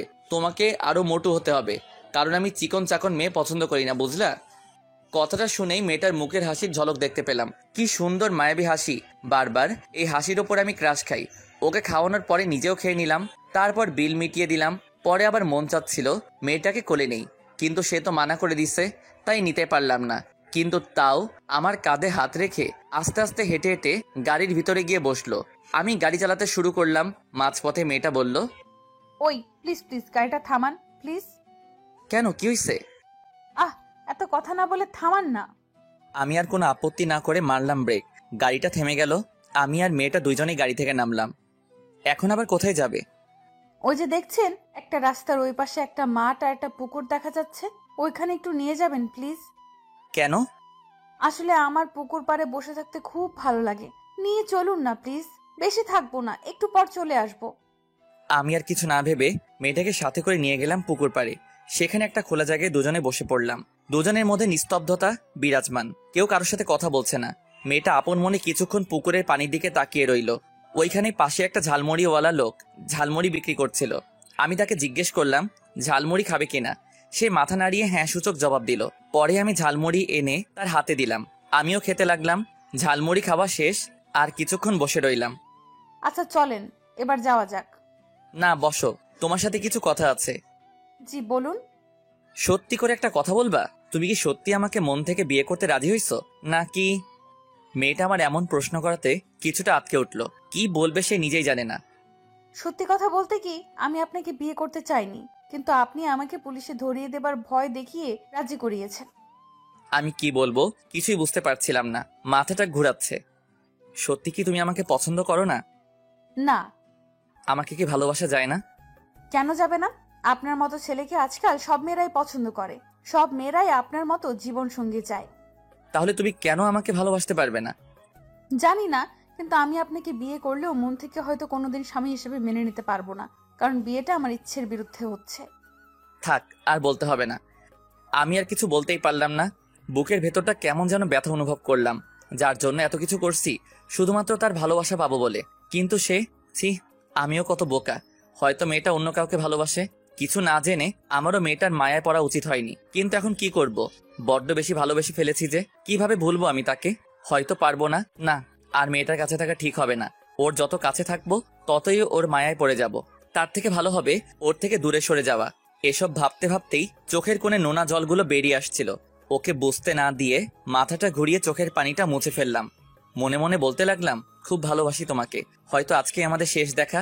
আর কিছু না বলে আমি উঠে হাঁটা শুরু করলাম। মেয়েটা অবাক হয়ে তাকিয়ে রইল, কারণ তাকে রেখেই হাঁটা শুরু করছি। 1 পা 2 পা করে সামনে এগোচ্ছি, আর ওর জীবন থেকে ধীরে ধীরে সরে যাচ্ছি। মেয়েটাও আমার পিছন পিছন হাঁটা শুরু করলো। আমি গাড়িতে বসে পড়লাম। মেয়েটাও ধীরে ধীরে এসে গাড়িতে চড়ে বসলো। আমি কোনো কথা বলছি না, কি বলবো? আর নিজের কথা বলার বাকশক্তি হারিয়ে ফেলছি। মনের মধ্যে এখন শুধু বেদনারই ঝড়। মন খুলে কাঁদতে ইচ্ছে করছিল, কিন্তু পারলাম না। গাড়ি চালাতে শুরু করলাম। কি হলো, কথা বলছেন না যে? এই যে শুনছেন। বলুন। এতক্ষণ ভাবনার বিভোর ছিলাম, তাই প্রথম ডাকটা শুনতে পাইনি। মেয়েটা কিছুটা অবাক হয়ে যায়, কারণ আমি তাকে আবার আপনি করে বলা শুরু করেছি। এটা মেয়েটা খুব ভালো করে খেয়াল করছে। এখন আবার আপনি করে বলছেন কেন? যার যে অধিকার, সেই অধিকারের মধ্যে সীমাবদ্ধ থাকা উচিত। মানে? কিছু না। আর কিছু বললো না। জানি না ওর মনে কি চলছে, তবে আমার মনে যে বেদনার আগুন দাউ দাউ করে জ্বলছে, কিভাবে ভুলবো তাকে? কি করে ভুলে থাকবো এই মায়ায় ভরা মুখখানি? না, ভুলতে আমাকে হবেই, কারণ ও আমাকে চায় না। আমি শুধুমাত্র ওর প্রয়োজন। আর তাছাড়া জোর করে ভালোবাসা আদায় করাও যায় না। এসব ভাবতে ভাবতে হঠাৎ গাড়ি থামালাম। কি হলো, গাড়ি থামালেন যে? হসপিটালে চলে আসছি। ও। আপনি যান, আমি ডাক্তার আঙ্কেলের সাথে একটু দেখা করে আসি। ওকে। অতঃপর মেয়েটা গাড়ি থেকে নেমে গেল। আমিও নামলাম। মেয়েটা ভিতরে চলে যাচ্ছে। আমি তার চলে যাওয়ার দিকে এক নজরে তাকিয়ে রইলাম। হয়তো এখনই শেষ দেখা। মনে হচ্ছিল কেউ আমার গলা চেপে ধরেছে। নিঃশ্বাস নিতে কষ্ট হচ্ছিল। চোখের কোণে আবারও পানি জমে গেল। এবার আর বাধা মানল না, গড়িয়ে পড়ল আমার গাল বেয়ে। কোনোদিনও কারোর জন্য কষ্ট হয়নি, আজ বুঝতে পারলাম আপনজন ছেড়ে গেলে কতটা কষ্ট হয়। এই কষ্ট সইবার ক্ষমতা সবার নেই, আমারও নেই। জানি না কতদিন এই পিছুটান থাকবে, কিন্তু আমাকে যে ওর জীবন থেকে সরে যেতেই হবে, কারণ ওর মনের রাজ্যে হয়তো অন্য কেউ রাজ করছে। হাত দিয়ে চোখের পানি মুছে নিলাম। তারপর চলে গেলাম ডাক্তার আঙ্কেলের কেবিনে, ওনার সাথে দেখা করতে। আঙ্কেল, আসতে পারি? আরে অলোক বাবা যে, এসো এসো বসো, তোমার কথাই ভাবছিলাম। আমি চেয়ারে বসলাম। কেন আঙ্কেল? দেখো, আমরা ঠিক করেছি যে আজকেই বাচ্চাটার অপারেশন করব, তাই তোমাকে এই কথাটা বলবো ভাবছিলাম। এত খুশির কথা? আপনি যত তাড়াতাড়ি পারেন অপারেশনটা করে ফেলুন। আচ্ছা আঙ্কেল, তাহলে এখন আমি উঠি।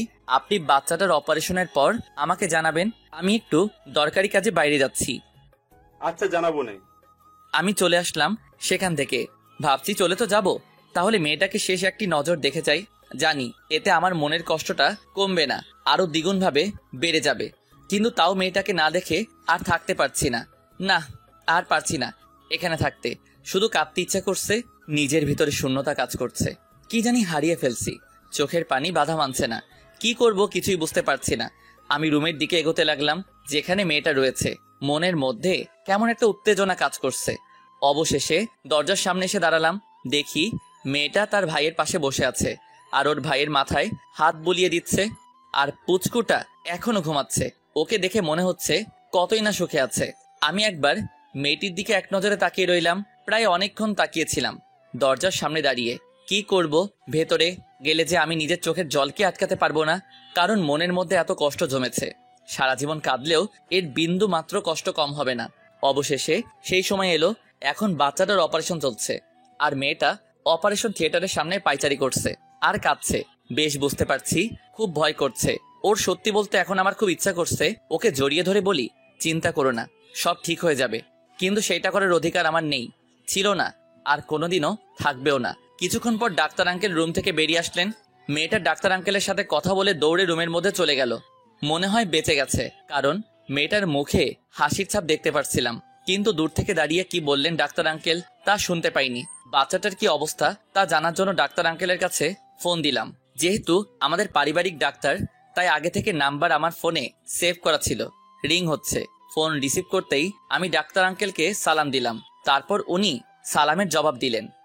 আঙ্কেল, কি অবস্থা বাচ্চাটার? এখন কেমন আছে? ডাক্তার আঙ্কেল বা মেয়েটার কেউই এখনো জানে না আমি হসপিটালেই আছি। এখন বাচ্চাটা পুরোপুরি সুস্থ, তুমি চাইলে কালকেই ওদের নিয়ে যেতে পারো। আমি খুব খুশি হয়ে ডাক্তার আঙ্কেলকে ধন্যবাদ জানালাম। অতঃপর আর একবার মেয়েটাকে দেখার জন্য রুমের দরজার সামনে গিয়ে দাঁড়ালাম। দেখি মেয়েটা বসে আছে, তার চোখে পানি। হয়তো অনেক ভয় পেয়েছিল, তাই কেঁদেছিল। আমি একটিবার মন ভরে দেখে বেরিয়ে আসলাম হসপিটাল থেকে। গাড়িতে বসে পড়লাম। আপন গতিতে গাড়ি চালাতে লাগলাম। মনের ভিতরে সব কষ্টগুলো চোখের অশ্রু হয়ে ঝরছে। চলে আসলাম বাড়িতে। বাড়িতে এসেই বিছানায় মুখটা লুকিয়ে চিৎকার করে কাঁদতে লাগলাম। ঘরের চার দেয়ালে আমার চিৎকার আর আর্তনাদের শব্দ ভেসে বেড়াচ্ছে। কাঁদতে কাঁদতে বিছানা থেকে উঠলাম, টেবিলে বসলাম। খাতা আর কলম নিয়ে একটা চিঠি লিখলাম, আর আলমারি থেকে কিছু টাকা বের করে নিলাম। চিঠিটা আর টাকাগুলো একসাথে একটা প্যাকেটে মুড়িয়ে নিলাম। তারপর আবার হসপিটালে যাওয়ার জন্য বেরিয়ে পড়লাম। হসপিটালে গিয়ে মেয়েটার রুমের সামনে দাঁড়িয়ে আছি, কিন্তু কি করব কিছুই বুঝতে পারছি না। আমি তো আর ওর সামনে যাব না, না কোনোদিনও ওর সামনে আসবো না। ভালো থাকুক সে তার মনের মানুষকে নিয়ে। কিন্তু এই প্যাকেটটা কিভাবে ওর হাতে দেওয়া যায়? একটু পর দেখলাম একটা মেয়ে এদিকে আসছে, হয়তো নার্স হবে। আমি ওই মেয়েটার হাতে প্যাকেটটা দিয়ে বললাম ভিতরে বসে থাকা মেয়েটিকে দিতে। মেয়েটি তাই করলো। আমি যেমনটা বললাম সে তার হাতে প্যাকেটটা ধরিয়ে দিল। বেরিয়ে পড়লাম আমি আমার রাস্তায়। চলে আসলাম মেয়েটার জীবন থেকে। আসার সময় এক প্যাকেট সিগারেট আর মদের বোতল নিয়ে আসি। বাসায় এসে একটা একটা করে সিগারেট খাওয়া শুরু করলাম। সিগারেটের ধোঁয়া আমার ভিতর পুড়ে ছারখার হয়ে যাচ্ছে। এর আগেও তো সিগারেট খেয়েছি, কিন্তু কখনো এতটা জ্বালা করেনি যতটা আজকে করছে। সবগুলো সিগারেট শেষ করলাম। পরে মদের বোতলের মুখটাটা খুললাম, ঢকঢক করে পুরোটা মদ খেয়ে ফেললাম। তাতেও কেন জানি কোনো কাজ হচ্ছে না। মনের মধ্যে উতাল পাতাল করছে, চোখ গড়িয়ে নোনা জল পড়ছে। আমি চিৎকার করে বলছি, হে আল্লাহ, কেন এতটা কষ্ট দিচ্ছ আমায়? কি ক্ষতি করেছি আমি তোমার? তোমার কি একটু দয়া হয় না? তোমার বান্দার এই আর্তনাদ শুনে এনে দাও ওকে। আমার জীবনে ওকে ছাড়া যে আমি বাঁচবো না। ফিরিয়ে দাও, ফিরিয়ে দাও। অবশেষে মাথা ঘুরিয়ে মেঝেতে পড়ে রইলাম। তারপর আর কিছু মনে নেই। আর ওইদিকে মেয়েটার হাতে চিঠিটা দেওয়ার পর ভাবছে কে দিয়েছে চিঠিটা, কারণ আমি নার্সকে মানা করে দিয়েছি আমার কথা না বলতে। মেয়েটা চিঠিটা খুলে পড়তে শুরু করলো। ডিয়ার অজানা ভালোবাসা, জানি না কি মায়ায় পড়েছি আমি। তোমাকে না দেখে এক মুহূর্ত থাকতে পারছি না। প্রথম যেদিন রাতে তোমার সাথে আমার দেখা, তখন তোমাকে দেখার একটা কৌতূহল ছিল, আর দেখার পর সেই কৌতূহলটা ভালোবাসায় রূপ নিল, যাকে বলে লাভ এট ফার্স্ট সাইট। সেই জন্য তোমাকে নিজের করে পেতে চেয়েছিলাম, কারণ এর আগে কোনোদিনও কোনো মেয়েকে এতটা কাছ থেকে দেখিনি যতটা তোমাকে দেখছি। সত্যি বলছি, তোমার ওই কাজল কালো মায়াবী চোখ আর ঠোঁটের মাতাল করা হাসি আমি না দেখে থাকতে পারবো না। এই 2 দিনে তোমাকে নিজের থেকেও বেশি ভালোবেসে ফেলছি। কিন্তু কথায় আছে না, অতি সুখ কপালে সয় না। আমারও ঠিক তাই হয়েছে। কোনোদিন কোনো কিছুর অভাব হয়নি। না চাইতে সবকিছু পেয়ে গেছি। শুধু পাইনি কারো ভালোবাসা। তোমাকে ভালোবেসেছিলাম, ভেবেছিলাম তোমার ভাইয়ের অপারেশনের পর বিয়ে করে সুখে সংসার করব, কিন্তু তা আর হয়ে উঠলো না। তুমি তো আমাকে কোনো দিনও তোমার স্বামী হিসেবে মেনে নিবে না। তাই চলে যাচ্ছি সে অচেনা অজানা পথে, যেখানে দেখা পেয়েছিলাম তোমার। ভালো থেকো, নিজের খেয়াল রেখো, আর ওই পুচকোটারও খেয়াল রাখবা, কেমন? আর হ্যাঁ, কিছু টাকা দিয়ে দিলাম, দয়া করে মনে করে ফেলে দিও না, তাহলে খুব কষ্ট পাবো। ওই টাকা দিয়ে তোমার ভাইয়ের জন্য ভালো ভালো কাপড় আর খাবার দাবার কিনে দিও। যদি তোমার তাতেও বিবেকে বাঁধে, তাহলে কোনো একদিন দেখা হলে ফেরত দিয়ে দিও। খোদা হাফেজ। চিঠিটা পড়ার সাথে সাথে মেয়েটার চোখে নোনা পানি বেরিয়ে পড়লো। মেয়েটি চিঠিটা বুকে জড়িয়ে ধরে বলল, কেন চলে গেল? একটিবারও বুঝলে না আমিও তোমাকে ভালোবাসি? তোমাকে আমি সেদিন থেকেই ভালোবেসে ফেলেছি, যেদিন তুমি আমাকে প্রথম বিয়ের কথা বলেছিলে। আমার কি একটু অভিমান করে কথা বলার অধিকার নেই? সত্যি আমি ওই কথাটা মন থেকে বলিনি। ফিরে আসো তুমি, প্লিজ একটিবার ফিরে আসো। আমাকে একটিবার সুযোগ দাও। আমি আর কোনোদিনও তোমার সাথে অভিমান করব না। প্লিজ ফিরে আসো।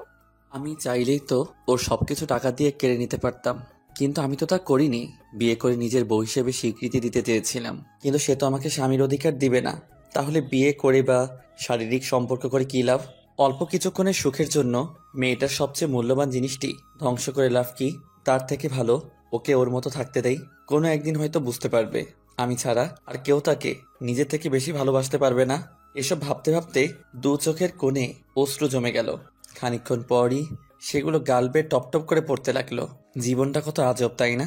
যাকে সব থেকে বেশি আপন ভেবেছিলাম আর যার জন্য আমি পাগল ছিলাম, সেই মেয়েটি আজকে আমাকে পর করে দিছে।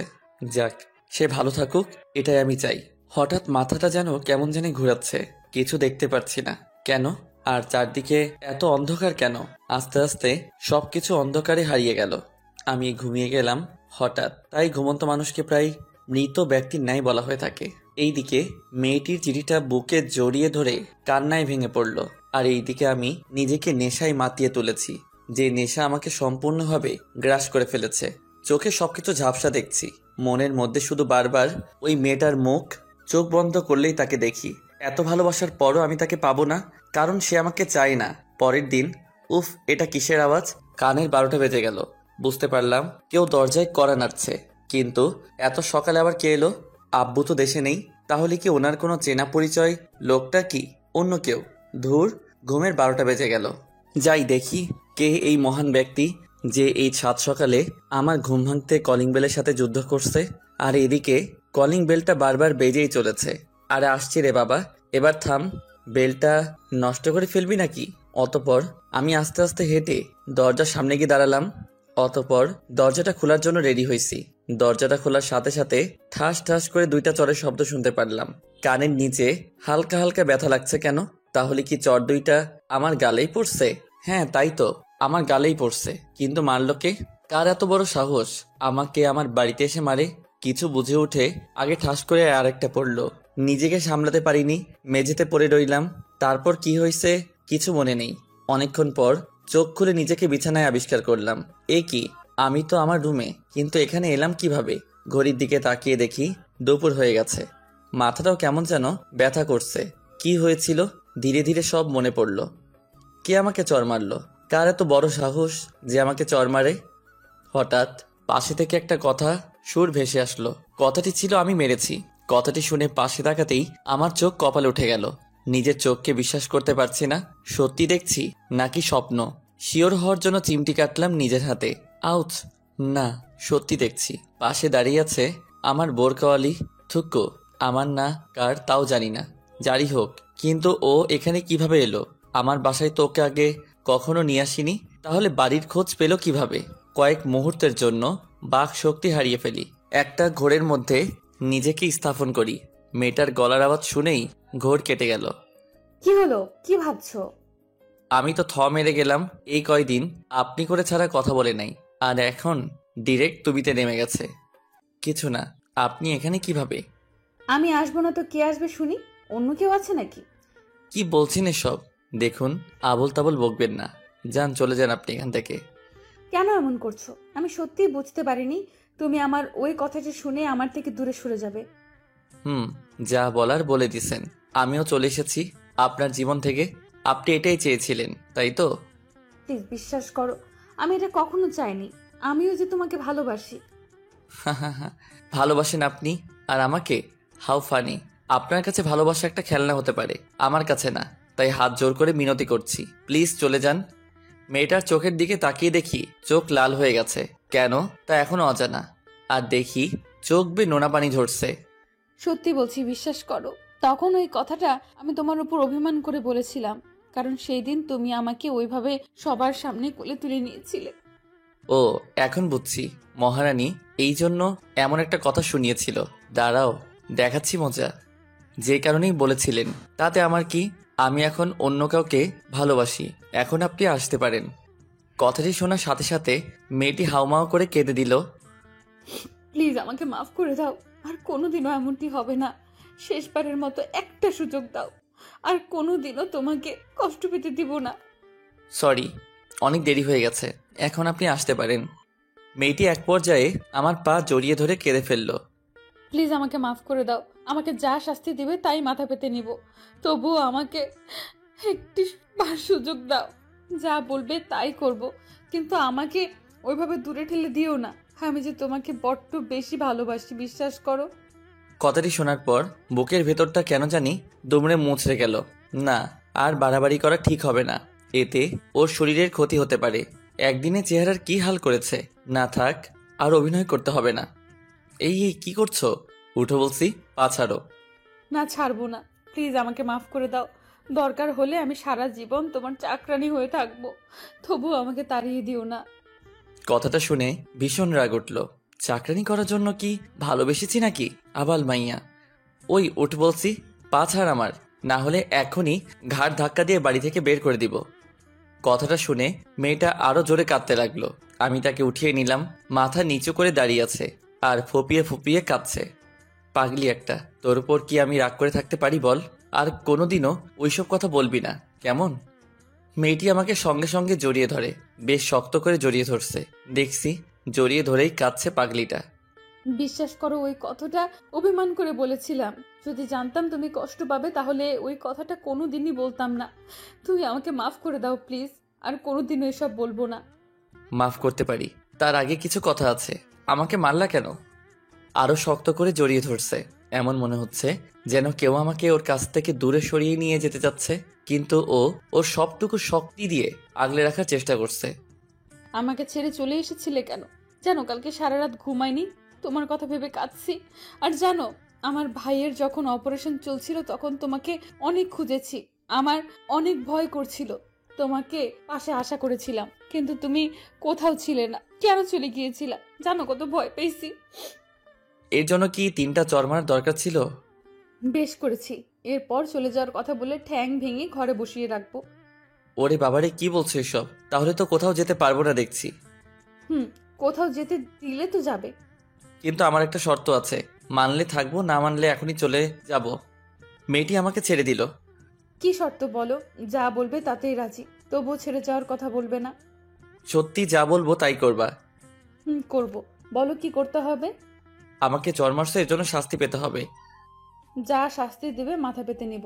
বলো কি শাস্তি প্রাপ্য আমার? আমি একটা শয়তানি হাসি দিয়ে বলি, যে চড়গুলো মারছো অনেক ব্যথা পাইছি। এর শাস্তি হলো আমি যতক্ষণ চাইবো ততক্ষণ কিস করতে হবে আমাকে। যা দুষ্টু, খালি শয়তানি বুদ্ধি। করবা কিনা বলো? পারবো না। তাহলে গেলাম বাই।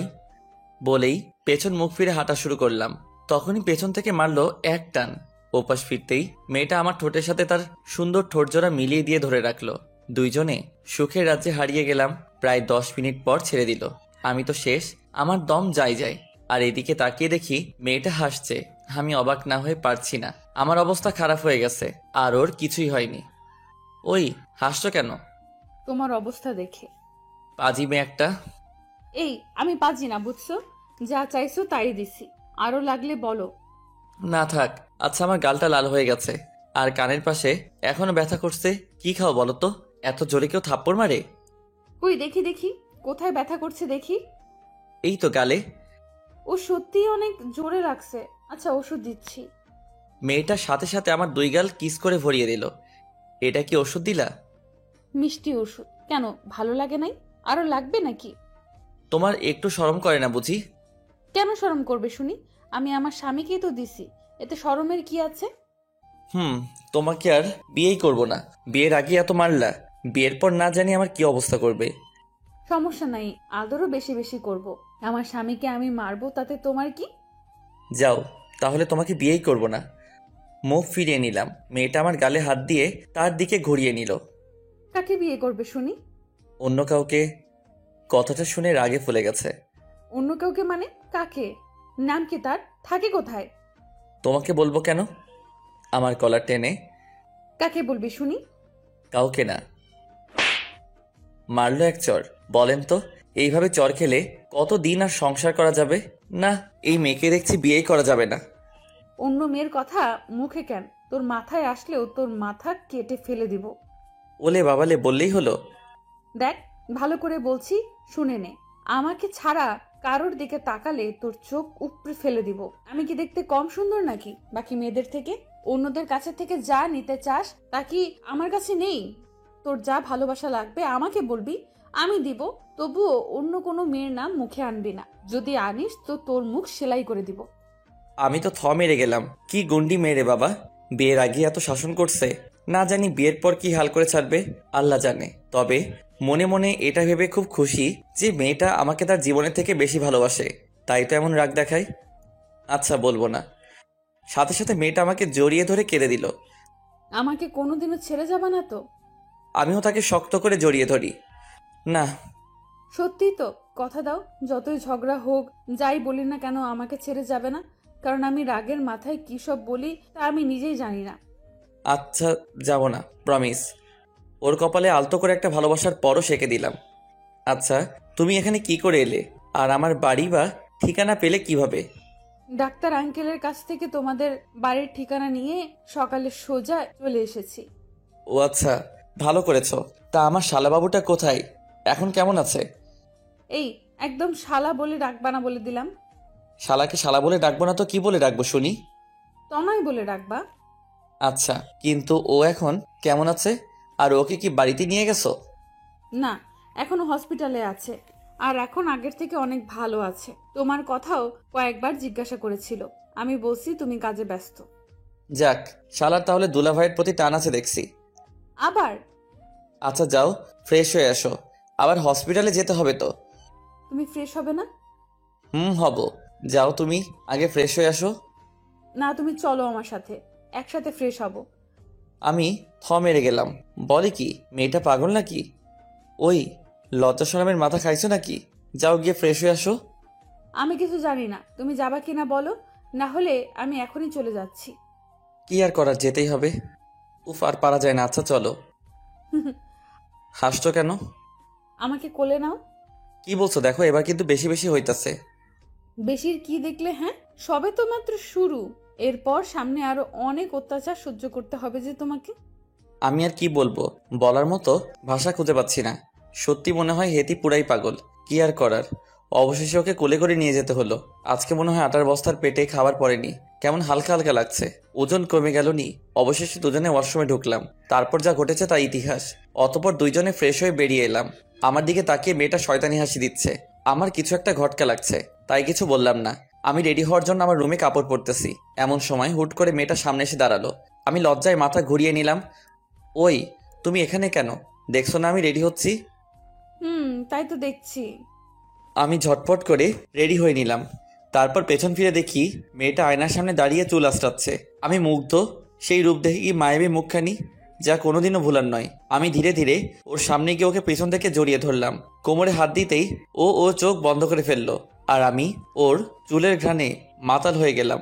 ধীরে ধীরে কানের কাছে আমার মুখটা নিয়ে বললাম, আই লাভ ইউ। সঙ্গে সঙ্গে ও আমাকে পিছন মুখ ফিরে খুব শক্ত করে জড়িয়ে ধরলো। Love you too. বেশ কিছুক্ষণ এইভাবে জড়িয়ে ধরে থাকি দুজন দুজনকে। অতপর দুজনে বেরিয়ে পড়লাম হসপিটালে যাওয়ার জন্য। যাওয়ার সময় রেস্টুরেন্টে দুপুরের খাবার খেয়ে নেই, আর ওই পুচকুটার জন্য অনেকগুলো চকলেট কিনলাম। অবশেষে দুইজনে হসপিটালে পৌঁছে গেলাম। পুচকুটার কাছে যেতেই পুচকুটা আমাকে বলে, ভাইয়া ভাইয়া, তুমি কোথায় ছিলে? কেন? জানো, আমি তোমাকে কত মিস করেছি। তাই? এই নাও। চকলেটের প্যাকেটটা তার হাতে দিতেই মহা খুশি, যেন রাজ্য জয় করে ফেলছে। অতপর পুচকুটা চকলেট খেতে শুরু করে দিল। খুব ভালোবাসে তো চকলেট, তাই আর দেখলে তর্স হয় না। আমি মেয়েটাকে বলছি, আজকে থেকে তুমি আর তোমার ভাই আমার সাথেই থাকবে। কোথায়? কোথায় আবার? আমার বাসায়। না, এটা সম্ভব না। কেন, কি হয়েছে? দেখো, আমি এমনিতেই সমাজে অনেক বদনাম কামাইছি, আর বদনাম হতে চাই না। এতে বদনামের কি আছে? আমি কিছুই বুঝতে পারছি না।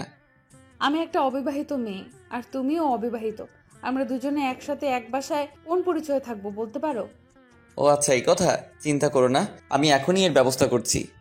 কি করবে শুনি? সেটা কালকে জানতে পারবে। আজকে চলো আমরা কোথাও ঘুরে আসি। বেড়ানোর কথা শুনে পুচকুটা লাফিয়ে ওঠে। কোথায় যাবা তোমরা? আমিও যাব, আমাকেও নিয়ে চলো। আমার এখানে থাকতে আর একটু ভাল লাগছে না। এই, চুপচাপ বস। ভাইয়া। আমি মেয়েটিকে ধমক দিয়ে বলি, উফ, ওকে বকছো কেন? ঠিকই তো বলছে, ওইটুকু বাচ্চা কি করে একা থাকবে?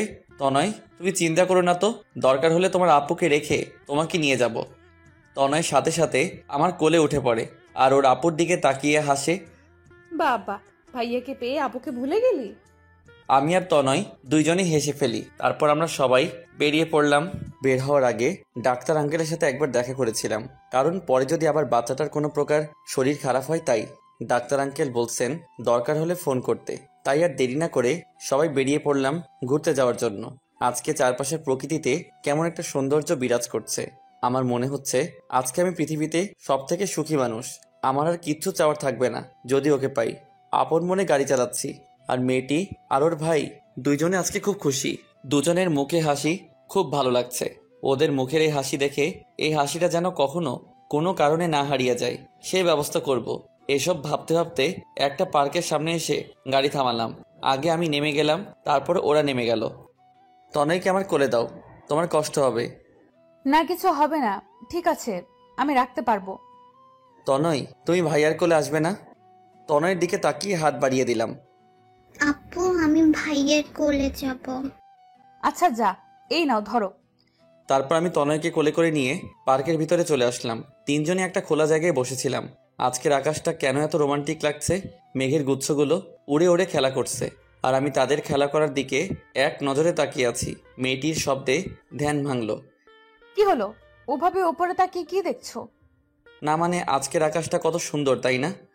কেন, আজকে আকাশের কি রং বদলে গেছে নাকি?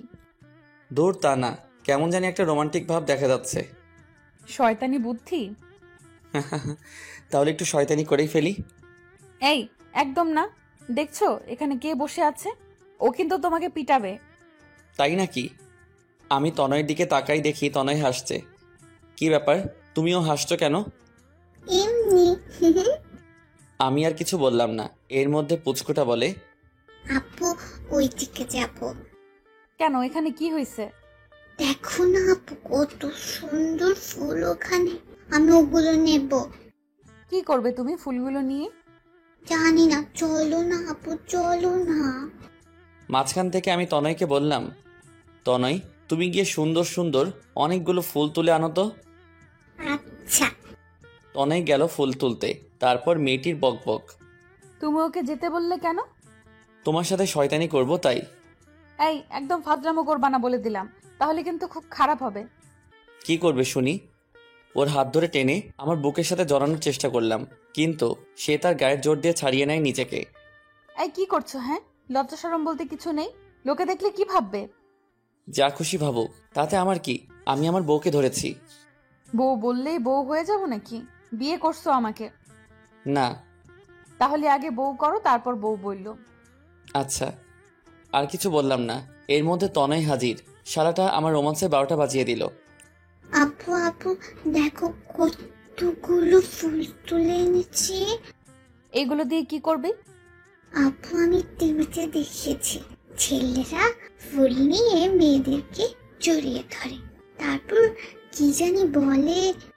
বেশি পাকা হয়ে গেছো আজকাল। আমি তো শুধু চুপচাপ বসে বসে দেখি। আপু এই নাও, এগুলো তোমাকে দিলাম। আমার মাথায় আইডিয়া এলো, তনয় আমাকে দিবা না? ভাইয়া তুমি এগুলো দিয়ে কি করবে? কেন, তুমি টিভিতে দেখো নাই ছেলেরা মেয়েদেরকে ফুল দিয়ে জড়িয়ে ধরে? কিন্তু তুমি কাকে দেবে ভাইয়া? কেন, তোমার বোনকে দিব। দিতে পারি, কিন্তু একটা কথা রাখতে হবে। কি কথা বলো? আপুকে ওইভাবে দিবা যেভাবে টিভিতে দেখেছি, তাহলে দিব। আমি তো খুশিতে মনে মনে ডিস্কো ড্যান্স দিতেছি। শালাটা আমার রোমান্সের ভালো সুযোগ করে দিল। তারপর তনয় ফুলগুলো আমার হাতে দিল। আমি মেয়েটির দিকে তাকিয়ে দেখি লজ্জায় তার গাল লাল হয়ে গেছে। এতে লজ্জার কি আছে? আমরাই তো। আর দেরি না করে ফুলগুলো নিয়ে সোজা হাঁটু গেড়ে ফুলগুলো সামনে এগিয়ে সরাসরি প্রপোজ করলাম। এতে মেয়েটা লজ্জায় মাথায় নিচু করে ফেলে, কোনো কথা বলছে না। কি হলো, কথা বলছো না যে? ও বুঝেছি, তুমি আমাকে ভালোবাসো না তাই না? আচ্ছা চলে যাচ্ছি বলেই হাঁটা শুরু করলাম। আরে কই যাও? ওই দাঁড়াও দাঁড়াও বলছি। আমার হাত টেনে ধরে টান মেরে আবার পিছনে মুখ ঘুরিয়ে নিল। ছাড়ো তো। ওরে বাবা লে, সাহেব দেখি রাগ করছে।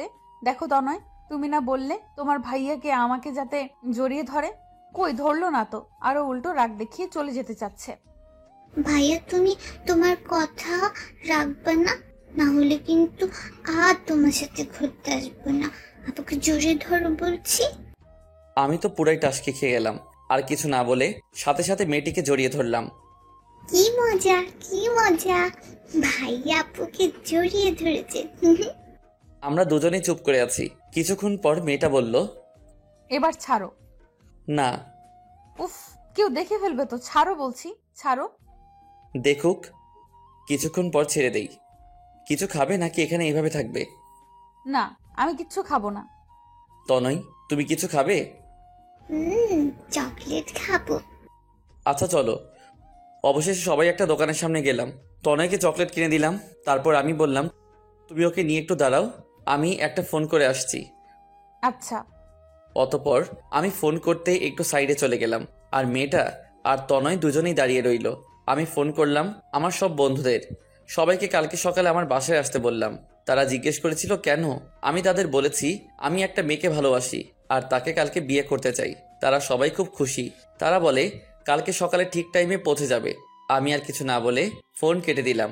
তারপর চলে গেলাম ওদের কাছে। চলো যাই। কোথায়? চলো তো, এত কথা বলো কেন? মেয়েটি আর কিছু না বলে হাঁটা শুরু করলো আমার সাথে, আর পুচকুটা চকলেট খাচ্ছে মনের সুখে। তারপর সবাই গাড়িতে চড়ে বসলাম। আমি গাড়ি চালাচ্ছি। কিছু দূর গিয়ে একটা শপিং কমপ্লেক্সের সামনে গাড়ি দাঁড় করালাম। তারপর সবাই মিলে ভিতরে গেলাম। কি হলো, এখানে নিয়ে আসলে কেন? শপিং করব তাই। কি কিনবে তুমি? দেখতে থাকো। তারপর আমি আমার জন্য একটা পাঞ্জাবির সেট কিনলাম, মেয়েটির জন্য এক সেট শাড়ি কিনলাম, একটা নীল শাড়ি কিনলাম যেটা আমার সব থেকে প্রিয় রং। মেয়েটি শুধু তাকিয়ে তাকিয়ে দেখছে, কিছু বলল না। তারপর অনেক ঘোরাঘুরি করলাম। তনয় ঘুমিয়ে পড়ছে। ওর আপুর কোলে আমি গাড়ি চালাচ্ছি। একটু পর দেখি মেয়েটাও চোখ বন্ধ করে ফেলছে। সারাদিন অনেক ঘোরাঘুরি করছে, তাই হয়তো ঘুমিয়ে পড়ছে। যাই, ওদের আমার বাসায় নিয়ে যাই। ঘুমিয়ে আছে, ঘুমিয়ে থাক। জেগে থাকলে কোনোদিন আমার সাথে আমার বাড়িতে যেত না। তারপর চলে আসলাম আমার বাড়িতে। দারোয়ান কাকা গেট খুলে দিল। আমি গাড়ি থেকে নেমে দারোয়ান কাকাকে বলে দিলাম কালকে সকালে আমার বন্ধুরা আসবে, তাদের ভিতরে পাঠিয়ে দিতে। আচ্ছা। তারপর আমি আগে তনয়কে ভিতরে আমার রুমে নিয়ে গিয়ে শুইয়ে দিয়ে আসি। এসে তারপর মেয়েটাকে ভিতরে নেওয়ার জন্য কোলে তুলে নিলাম। তার ঘুমন্ত চেহারা দেখে আমি বারবার তার উপর ক্রাশ খাই। সত্যি খুব মায়াবী চেহারা। এই মুখটা না দেখে একদিনও থাকা আমার জন্য অনেক কষ্টকর। এই মায়াবতীকে সারা জীবন আমার পাশে চাই। কালকে সারা জীবনের জন্য ওকে আপন করে নিব। মেয়েটাকে রুমে এনে শুইয়ে দিলাম, আর ওর কপালে আলতো করে একটা ভালোবাসার পরশ এঁকে দিলাম। ওখানেই পাশে একটা চেয়ার নিয়ে বসে ওর হাত ধরে রেখেছি। মনে মনে ভাবছি, তোমার জীবনের সব কষ্টকে আমি আমার নিজের করে নিতে চাই। আর কোনোদিনও তোমাকে কাঁদতে হবে না। তোমার পাশে মরার শেষ মুহূর্ত পর্যন্ত থাকবো। যত যাই হোক, কোনোদিনও তোমাকে ছেড়ে দিব না। তোমার এই হাতটি খুব শক্ত করে জড়িয়ে ধরে থাকবো সারা জীবন। আপন মনেই এসব কথা ভেবে নিজেকে খুব সুখী মনে হচ্ছে। একটু পরে মনে পড়লো কেউ তো এখনো রাতের খাবার খায়নি। ওকে কি ঘুম থেকে ডেকে তুলবো? না থাক, এখন একটু ঘুমাক। সারাদিন অনেক ধকল গেছে। আমি বরং যাই, গিয়ে দেখি কিচেনে কিছু পাই কিনা। মেয়েটির গায়ে চাদর দিয়ে ঢেকে দিয়ে কিচেনে চলে আসলাম। ঘরে আগে থেকে রান্না করা খাবার ফ্রিজে ছিল, শুধু গরম করতে হবে। কিন্তু ভাত নেই, তাই আর দেরি না করে ভাত বসিয়ে দিলাম। তারপর ফ্রিজ থেকে তরকারির বাটিটা বের করেই পিছন ফিরে তাকিয়ে আমি তো রীতিমতো চমকে উঠলাম। দেখি মেয়েটা আমার সামনে দাঁড়িয়ে আছে। তুমি কখন উঠলে? এই মাত্র। কিন্তু তুমি আমাকে এখানে নিয়ে আসলে কেন? তো কোথায় নিয়ে যেতাম? কেন, আমি যেই বাসায় থাকি সেখানে নিয়ে যেতে। কেন, এখানে কি প্রবলেম?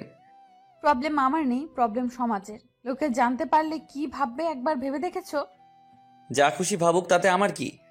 তোমার কিছু না, কিন্তু আমার অনেক কিছু। আমি এখানে থাকতে পারবো না। কথাটা শুনে খুবই কষ্ট পেলাম, খুব খারাপ লাগছে। আমি কি এতই খারাপ যে আমার সাথে বিয়ের আগে এক বাসায় এক ছাদের নিচে থাকা যায় না? আর কথা বাড়াবো না। থাকতে যখন চাই না তখন আর কি করার। আমি তরকারির বাটিটা টেবিলের উপর রেখে ওকে পাশ কাটিয়ে কোনো কথা না বলে চলে আসলাম আমার রুমে। বুকের মধ্যে কেমন যেন একটা টান টান ভাব দেখা যাচ্ছে। যাই হোক, রুমে এসে তনয়কে কোলে নিয়ে বের হলাম। মেয়েটির সামনে গিয়ে দাঁড়িয়ে বললাম, চলো তোমাদের দিয়ে। কথাটা বলার সময় গলাটা আটকে যাচ্ছিল। কেউ যেন একজন গলা চেপে ধরেছিল এমনটা মনে হয়েছে। মেয়েটি আমার দিকে অবাক দৃষ্টিতে তাকিয়ে রয়েছে। আমি আর কথা না বাড়িয়ে সোজা হাঁটা শুরু করলাম। বাড়ি থেকে বের হয়ে গাড়ির সামনে গিয়ে দাঁড়িয়ে রইলাম। খানিকক্ষণ বাদে মেয়েটা এলো। তনয়কে আমার কোলে দাও। ওকে। তনয়কে মেয়েটির কোলে দিয়ে আমি গাড়িতে বসে পড়লাম। কিন্তু অবাক করা ব্যাপার হলো, মেয়েটি গাড়িতে বসেনি, দাঁড়িয়ে রয়েছে। আমি গাড়ির জানালা দিয়ে বললাম, কি হলো, বসো, তাড়াতাড়ি যেতে হবে তো। কই যাব? কই যাবা মানে? একটু আগেই না বললা তোমার বাসায় যাবা? এইটাই আমার বাসা, আমি এখানে থাকবো। চলো ভেতরে চলো। না, এখানে থাকতে পারবে না। এখানে থাকলে লোকে জানলে খারাপ কথা বলা বলি করবে। তার থেকে ভালো তোমাকে তোমার বাড়িতেই রেখে আসি। আমি জানি তুমি রাগ করে এই কথাগুলো বলতেছো। এতে রাগ করার কি আছে? তুমি তোমার বাসায় যেতে চাচ্ছ, তাই তোমাকে দিয়ে আসতে হবে তো। আচ্ছা সরি, আমার ভুল হয়ে গেছে। এখন চলো তো। গাড়িতে বসো, তোমাকে বাসায় দিয়ে আসতে আসতে অনেক রাত হয়ে যাবে। না, আমি কোথাও যাব না, এখানেই থাকবো। এটা আমার স্বামীর বাড়ি, তার মানে এটা আমারও বাড়ি। চলো এখন ভেতরে চলো। চুপচাপ গাড়িতে বসো। মেয়েটা ধমক খেয়ে কান্না করা আরম্ভ করে দিল। দূর চাই, কিছু বললেই শুধু কাঁদে। এটির চোখ নাকি অন্য কিছু। একটু পরপর পানি বেয়ে পড়ে। তুমি ভালো না, তুমি পচা। তুমি খালি আমাকে বকো। আমি বুঝেছি তুমি আমাকে ভালোই বাসো না। আমার আর কিছু বলার নেই। মাঝে মাঝে মেয়েটা এমন সব কথা শোনায় যার উত্তর আমার কাছে নেই। আমি গাড়ি থেকে নেমে ওর সামনে গিয়ে দাঁড়াই। ঢং করো? হইছে, আর ঢং করতে হবে না, চলো ভেতরে চলো। মেয়েটার মুখে হাসির ছাপ দেখে আমারও মুখে হাসি ফুটে উঠল। সত্যি কোনো মেয়েদেরকে কোনো ছেলে কোনোদিনই বুঝতে পারবে না। আসলে মেয়েরা মাঝে মাঝে কি চায় তা তারা নিজে জানে না। এই নাও, তোমার ভাইকে কোলে নাও। এই তনয় আমার ভাই না, আমার শালা। মায়ের খাবা কিন্তু এটা বললে। কেন? এমনি। আচ্ছা চলো ভেতরে চলো তো, আমার খুব ক্ষুধা লাগছে। তাড়াতাড়ি চলো না প্লিজ। আচ্ছা চলো। তারপর দুজনে ভিতরে চলে আসলাম। আবার আমি তনয়কে আমার রুমে শুইয়ে দিয়ে আসলাম, আর মেয়েটা চলে গেল কিচেনে। আমি গিয়ে দাঁড়িয়ে দাঁড়িয়ে দেখছি ওকে এক নজরে। চোখের পলকও পড়তে চায় না, একেবারে পুরো নতুন বইয়ের মতো লাগছে। মেয়েটির আমার দিকে চোখ পড়লো। এই কি দেখছো এইভাবে? তোমাকে আগে দেখোনি বুঝি? দেখেছি, আর যতবারই দেখছি তোমাকে ততবারই তোমার প্রেমে পড়ে গেছি। ওলে বাবা লে, তাই নাকি? জি তাই। মনে থাকে যেন, আমি ছাড়া অন্য কারো প্রেমে পড়লে আগে তোমাকে মারবো, তারপর যার প্রেমে পড়বে তাকে খুন করে নিজেও গলায় দড়ি দিয়ে মরে যাব। ওই কি বলিস এসব? অন্য কারো প্রেমে পড়বো কেন তুই থাকতে? শোন, আমি বাকি সবার থেকে আলাদা। আমি এক নারীতে সন্তুষ্ট পুরুষ, বুঝলি? বুঝছি, যাও এখন গিয়ে টেবিলে বসো, আমি রান্নাটা শেষ করে আসছি। এই শোনো। কি? আস্তে আস্তে হেঁটে ওর সামনে যাচ্ছি। এই সামনে আসছো কেন? মতলবটা কি? হ্যাঁ, হা হা হা। এই দেখো, একদম দুষ্টুমি করার চেষ্টা করবা না বলে দিলাম, তাহলে কিন্তু কিন্তু কি কি করবে শুনি? পালিয়ে যাব। চেষ্টা করতে পারো। না প্লিজ, এখন এমন করো না প্লিজ। আমি সাথে সাথে ওর হাত ধরে টেনে আমার বুকের মধ্যে জড়িয়ে নিলাম। সঙ্গে সঙ্গে মেয়েটি তার চোখ বন্ধ করে ফেললো। বুঝতে পারছি খুব লজ্জা পেয়েছে। এমন একটা লজ্জাবতী রাঙা বউকে না চাই। সবাই চায় যেন তার প্রিয় মানুষটি তাকে নিজের থেকে বেশি ভালোবাসে। এমন সৌভাগ্য আর কজনের হয়? আজকে নিজেকে খুবই ভাগ্যবান মনে হচ্ছে। অনেকক্ষণ জড়িয়ে ধরে থাকার পর মেয়েটির শব্দে ধ্যান ভেঙে গেল। এই ছাড়ো, ছাড়ো বলছি। এই জন্য আমি থাকতে চাইনি, তুমি শুধু দুষ্টুমি করার সুযোগ খুঁজো। গায়ের জোর খাটিয়ে নিজেকে ছাড়িয়ে নিল। 10টা না 5টা না একটা মাত্র বউ, তার সাথে করবো না তো কার সাথে করবো শুনি? হয়েছে, আর প্রেম দেখাতে হবে না। তো কি দেখাবো? মেয়েটি কিছু না, যাও গিয়ে টেবিলে বসে, আমি খাবার নিয়ে আসছি। আমি কি সাহায্য করতে পারি? কি করবে শুনি? যেন কোনো কিছু। আচ্ছা। ও হয়তো ভাবছে অন্য কিছু, কিন্তু আমি তো মনে মনে অন্য কিছু ভাবছি। কি ভাবছি তা দেখতে পাবেন। অতবার মেয়েটি রান্না করছে। আমি আস্তে করে তার পিছনে গেলাম, মেয়েটিকে আবার জড়িয়ে ধরলাম। এই এই কি করছো? আবার শুরু করলা নাকি? হুম এই বুঝি তোমার সাহায্য করা? হুম, তুমি রান্না করো, আমি তোমাকে জড়িয়ে ধরে থাকি। সাথে সাথে আমার হাতগুলো ওর কোমর স্পর্শ করতেই ও কিছুটা শিউরে ওঠে, চোখ বন্ধ করে ফেলে। ওর হার্টবিট বেড়ে যাচ্ছে, খুব জোরে জোরে নিঃশ্বাস নিচ্ছে। এমনকি ওর ঠোঁট জোড়া কাঁপছে। ইচ্ছে করেছিল একটা কিস করতে, কিন্তু তা করিনি, নিজেকে সামনে নেই। আমার হার্টবিট দ্বিগুণ বাড়ছে, কেমন যেন লাগছে। প্লিজ লক্ষ্মীটা ছেড়ে দাও। আমার আর বুঝতে বাকি রইল না, ও পুরোপুরি আমার নেশায় ডুবে যাবে যদি বেশিক্ষণ জড়িয়ে ধরে থাকি। তাই আমিও নিজেকে কন্ট্রোল করে রাখলাম, ছেড়ে দিলাম ওকে। মেয়েটি লজ্জায় মাথা তুলতে পারছে না। মন ভরছে, এখন যাও গিয়ে টেবিলে বসো। আর যদি দুষ্টুমি করার চেষ্টা করো তাহলে কিন্তু এই খুন্তি দিয়ে ছাকা দিব। আমাকে ছেঁকা দিলে আমার থেকে বেশি কষ্ট তুমি পাবে, তা আমি জানি। দুর্বলতা জেনে গেছো তাহলে? আচ্ছা শোনো। কি? না মানে, কি বলো? তোমাকে না আজকে বউ বউ লাগছে। তবে রে। খুন্তি নিয়ে আমার দিকে আসতেই লাগলো। আমি দিলাম দৌড়। দৌড়ে গিয়ে খাবার টেবিলে বসে রইলাম। কিছুক্ষণ পর মেয়েটা খাবার নিয়ে এলো। আমাকে খাবার বেড়ে দিয়ে আবার সে আগের মতো একপাশে দাঁড়িয়ে রইলো। কি হলো, দাঁড়িয়ে রইলে যে খাবে না? তুমি আগে খাও, তারপর খাবো। না খাবো না, তুমি বসো এখানে। মেয়েটিকে জোর করে বসিয়ে দিলাম। আমার পাশের চেয়ারে। অতপর ভাতের প্লেট হাতে নিয়ে তাকে তুলিয়ে আগে খাইয়ে দিলাম। কি রোমান্টিক সিন! যে দেখবে সে জ্বলে পুড়ে মরবে। তারপর মেয়েটিও আমাকে নিজের হাতে করে খাইয়ে দিল। খাওয়ানোর সময় আমি 2-1 বার ওর হাতে কামড় দিই। ও কিছু বলে নাই, শুধু হাসে, আর আমি শুধু তাকিয়ে তাকিয়ে দেখি। তারপর খাওয়া দাওয়া শেষ করে সোফায় বসে বসে ফোন টিপছি, আর মেয়েটা কিচেনে একটু কাজ করছে। হঠাৎ করে আমার ফোনের স্ক্রিনে একটা অপরিচিত নাম্বার ভেসে উঠল। আমি ফোনটা হাতে নিয়ে ভাবছি কে হতে পারে যে এই সময় আমাকে ফোন করবে, তাও আবার অচেনা নাম্বার থেকে। ফোনটা রিং বেজে যাচ্ছে। প্রথমবার রিসিভ করিনি, তারপর আবার কল আসলো, তাই আর কিছু না ভেবে কলটা রিসিভ করলাম। প্রথমে সালাম দিলাম। ফোনের ওপাশ থেকে চিরচেনা একটা আওয়াজ শুনতে পেয়ে আমি অবাক, কারণ ফোনটা আর যে কেউ করেনি, করেছে আমার আব্বু। সালামের উত্তর দিতেই বুঝে গেলাম, আব্বু তুমি? হ্যাঁ, কি করছিস তুই? আর নিজের খেয়াল ঠিক মতো রাখছিস তো? জি আব্বু, আমার জন্য চিন্তা করো না। তোমার মতো বাবা থাকতে আমার আবার কি হতে পারে। আব্বু তুমি কবে আসবে? তোমাকে যে আমার অনেক কথা বলার আছে। কি কথা, ফোনে বল। না আব্বু, তুমি আগে দেশে আসো, তারপর বলবো। এখন বল, যদি কোনো প্রবলেম থাকে তাহলে এখান থেকে সমাধান করার চেষ্টা করব। আমি ভাবছি আব্বুকে সব বলবো কি বলবো না। এমনিতেই কাজে বিজি উনি, টেনশনের মধ্যে আবার টেনশন দেওয়াটা কি ঠিক হবে? না মানে আব্বু আসলে একটা কথা বলার ছিল। হ্যাঁ, কি কথা বল। মানে কথাটা হলো, আরে বলবি তো, কি কথা? আমি আর দেরি না করে ঝটপট বলে দিলাম, যা হবার হবে। আব্বু, আমি একটা মেয়েকে ভালোবাসি, আর আগামীকাল তাকে বিয়ে করতে যাচ্ছি। আমি ভেবেছিলাম হয়তো আব্বু তার একমাত্র ছেলের ভালোবাসাটা বুঝবে, কিন্তু তা হয়নি। তোর সাহস তো কম না? এতদিন তোকে খাইয়ে পরিয়ে মানুষ করেছি এজন্য যে তুই আমার অনুমতি ছাড়া বিয়ে করবি, তা আবার অন্য মেয়েকে? কথাটা শুনে আমার বুকটা ধড়ফড় করতেছে। কি হচ্ছে বুঝতে পারতেছি না। এখন কি করব? তাহলে কি আব্বু আমার ভালোবাসাকে মেনে নিবে না? না মানে আব্বু, আমি মেয়েটাকে খুব ভালোবাসি, তাই এটা করতে হচ্ছে। এরপর যা বলল তা শোনার জন্য আমি একদমই প্রস্তুত ছিলাম না। তোর বিয়ে আগে থেকে একজনের সাথে ঠিক করে রেখেছি, আর তুই তাকেই বিয়ে করবি। কথাটা শুনে আমার মাথায় আকাশ ভেঙে পড়ল। না আব্বু, এটা আমি করতে পারবো না। আমি ওই মেয়েটাকে খুব ভালোবাসি, আর তাকে ছাড়া কাউকে বিয়ে করতে পারবো না। আর কিছু কথা বলার আগেই কলটা টুট টুট করে কেটে গেল। আমি আবার ব্যাক করলাম, কিন্তু ফোন অফ। চিন্তায় পড়ে গেলাম, তাহলে কি আব্বু আমার ভালোবাসা মেনে নিবে না? না না, এটা হতে পারে না। ওকে ছাড়া কাউকে বিয়ে করতে পারবো না। একবার বিয়ে হয়ে গেলে আব্বুর আর কিছু করার থাকবে না। কিছুদিন রেগে থাকলেও পরে ঠিকই মেনে নিবে। তার একমাত্র ছেলে বলে কথা। বসে বসে ভাবছি কি করা যায়, কিভাবে আব্বুকে রাজি করানো যায়। এসব ভাবতে ভাবতে হঠাৎ করে মেয়েটা আমার সামনে এসে দাঁড়ালো। এই কি হলো তোমার? কিছু ভাবছো? আমি কিছুটা চমকে উঠলাম। কই কিছু না তো। কাজ শেষ তোমার? শেষ। আচ্ছা যাও, গিয়ে শুয়ে পড়ো। না, এখন ঘুমাবো না। তো কি করবা শুনি?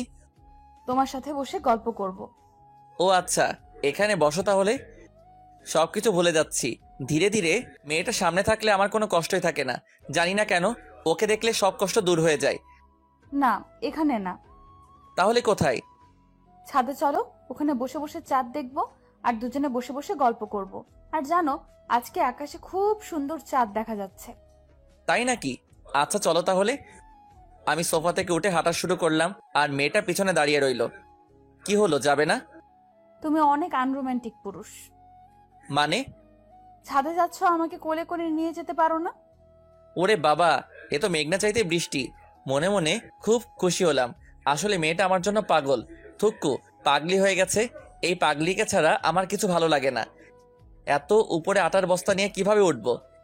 ওই কি বললা তুমি? আমি আটার বস্তা? দেখো, খারাপ হবে যদি এখনই কোলে করে আমাকে ছাদে নিয়ে না যাও তাহলে। তাই নাকি? আচ্ছা নিব না, কি করবে শুনি? ও, বুঝেছি, তুমি আমাকে ভালোবাসো না, তাই না? আমি মরে গেলে খুব খুশি হবে, তাই তো? আমার জায়গায় অন্য কাউকে আনতে পারবে। আমি তো কথা বলার ভাষা হারিয়ে ফেলছি। মাঝে মাঝে এমনভাবে মেয়েটা আমাকে তার কথার জালে ফেলে, যা থেকে আমার মুক্তি পাওয়ার কোনো উপায় নেই। ওই কি বলছিস এসব? আমি তোকেই ভালোবাসি, বিশ্বাস কর। করি না বিশ্বাস। তুমি অন্য কাউকে ভালোবাসো, তাই না? কি মেয়েটা কোথায় থাকে? দেখতে কি আমার থেকে সুন্দর, যার জন্য আমাকে অবহেলা করো? আমি তার সামনে গিয়ে দাঁড়ালাম। তারপর ওকে কাছে টানার চেষ্টা করলাম, কিন্তু ও নিজেকে ছাড়িয়ে নিল। একদম আমাকে টাচ করবা না। তুমি আমাকে না, আমার দেহকে ভালোবাসো। আমার মাথায় রক্ত উঠে গেল ওর এসব ফালতু কথা শুনে। ঠাস করে মারলাম এক থাপ্পড়। তোকে না কতবার বলছি এসব ফালতু কথা বলবি না, জানিস না এসব কথা শুনলে আমার রাগ হয়। হ্যাঁ, তা তো হবেই। সত্যি কথা বললে কার না রাগ ওঠে। সত্য তো আর সবাই হজম করতে পারে না। তুমি আমাকে ভালোবাসো না, ভালোবাসলে আমাকে এভাবে মারতে পারতে না। যাও, আমি চলে যাব, আর আসবো না। ভালো থাকো, বাই। পিছন ফিরে হাঁটা শুরু করলো। সাথে সাথে হাত ধরে মারলাম এক টান, সোজা আমার বুকের মধ্যে এসে পড়ে। কই যাও? জানি না। কাঁদছো কেন? তাতে তোমার কি? আমি তো আর তোমার কেউ না। ছাড়ো আমাকে, ছাড়ো বলছি। আমি আরো শক্ত করে জড়িয়ে ধরি। আমার লক্ষ্মী বউটা কি রাগ করছে? আচ্ছা, আর কাঁদতে হবে না, এবার কান্না থামাও। চলো, তোমাকে কোলে করেই নিয়ে যাচ্ছি। মেয়েটিকে কোলে নিয়ে আমি সিঁড়ি বেয়ে ছাদে উঠছিলাম। মনে হচ্ছিল কোনো ময়দার বস্তাকে কোলে নিচ্ছি। আবার একটু খুশি লাগছে এই ভেবে যে মেয়েটা আমাকে প্রচন্ড ভালোবাসে। আস্তে আস্তে করে সিঁড়ি বেয়ে ছাদে উঠছি। বেশ বুঝতে পারছি আমার জামাটা ভেজা ভেজা লাগছে, কিন্তু হঠাৎ জামাটা ভিজলো কিভাবে? মেয়েটির দিকে দেখি ও মুখ লুকিয়ে আছে আমার বুকের মধ্যে, কিন্তু আমার জামা ভিজতেছে কেন? তার মানে কি মেয়েটা কাঁদছে নাকি? তাড়াতাড়ি করে ছাদে উঠে গেলাম। এই যে ম্যাডাম, ছাদে এসে গেছে, এবার নামুন। না। ওই নিজের ইচ্ছায় নামবি নাকি ফেলে দেব? মেয়েটি আর কিছু না বলে আস্তে করে নেমে গেল। ওর দিকে তাকিয়ে আমার বুকের ভিতরটা কেমন জানি একটা মোচড় দিয়ে উঠল। দেখলাম মেয়েটার চোখে নোনা পানি, আর আমার জামার দিকে একবার তাকিয়ে দেখলাম বুকের মাঝে কিছুটা জায়গায় ভিজে গেছে। কিছুই বুঝতে পারলাম না, শুধু শুধু আবার কাঁদছে কেন? এটা মেয়ে নাকি অন্য কিছু? যাই বলি না কেন, একটু এদিক ওদিক হলেই কাঁদে। এই কাঁদছো কেন, কি হয়েছে? কিছু না। আমি তার চোখের পানি মুছে দিলাম। তাহলে এইভাবে কাঁদছো কেন, বলো আমাকে কি হয়েছে? কিছু বলার আগে হুট করে জড়িয়ে ধরে, খুব শক্ত করে জড়িয়ে ধরে। আমার নিঃশ্বাস নিতেও কষ্ট হচ্ছিল। জড়িয়ে ধরে কান্না করে দিল। কি হয়েছে, তুমি এইভাবে কাঁদছো কেন, বলবে তো? জানো, মাঝে মাঝে ভয় হয় তুমি আমাকে আবার ছেড়ে চলে যাবে না তো। আমি যে তোমাকে খুব বেশি ভালোবাসি, নিজের থেকেও বেশি ভালোবাসি। তুমি যা বলবে তাই করব, তবুও কোনোদিন আমাকে ছেড়ে চলে যাবে না তো? এই পৃথিবীতে শুধু তুমিই আছো যে আমাকে ভালোবাসে, যে আমার মন বোঝে। তুমি ছেড়ে চলে গেলে যে মরণ ছাড়া আর কিছুই করার থাকবে না আমার। ওর এমন কথা শুনে বুকের মধ্যে একটা ব্যথা অনুভব করলাম। কেন তা জানি না, হয়তো ভালোবাসি তাই। মেয়েটি আমাকে আরো শক্ত করে জড়িয়ে ধরে রইল। আচ্ছা, একটা কথা বলি।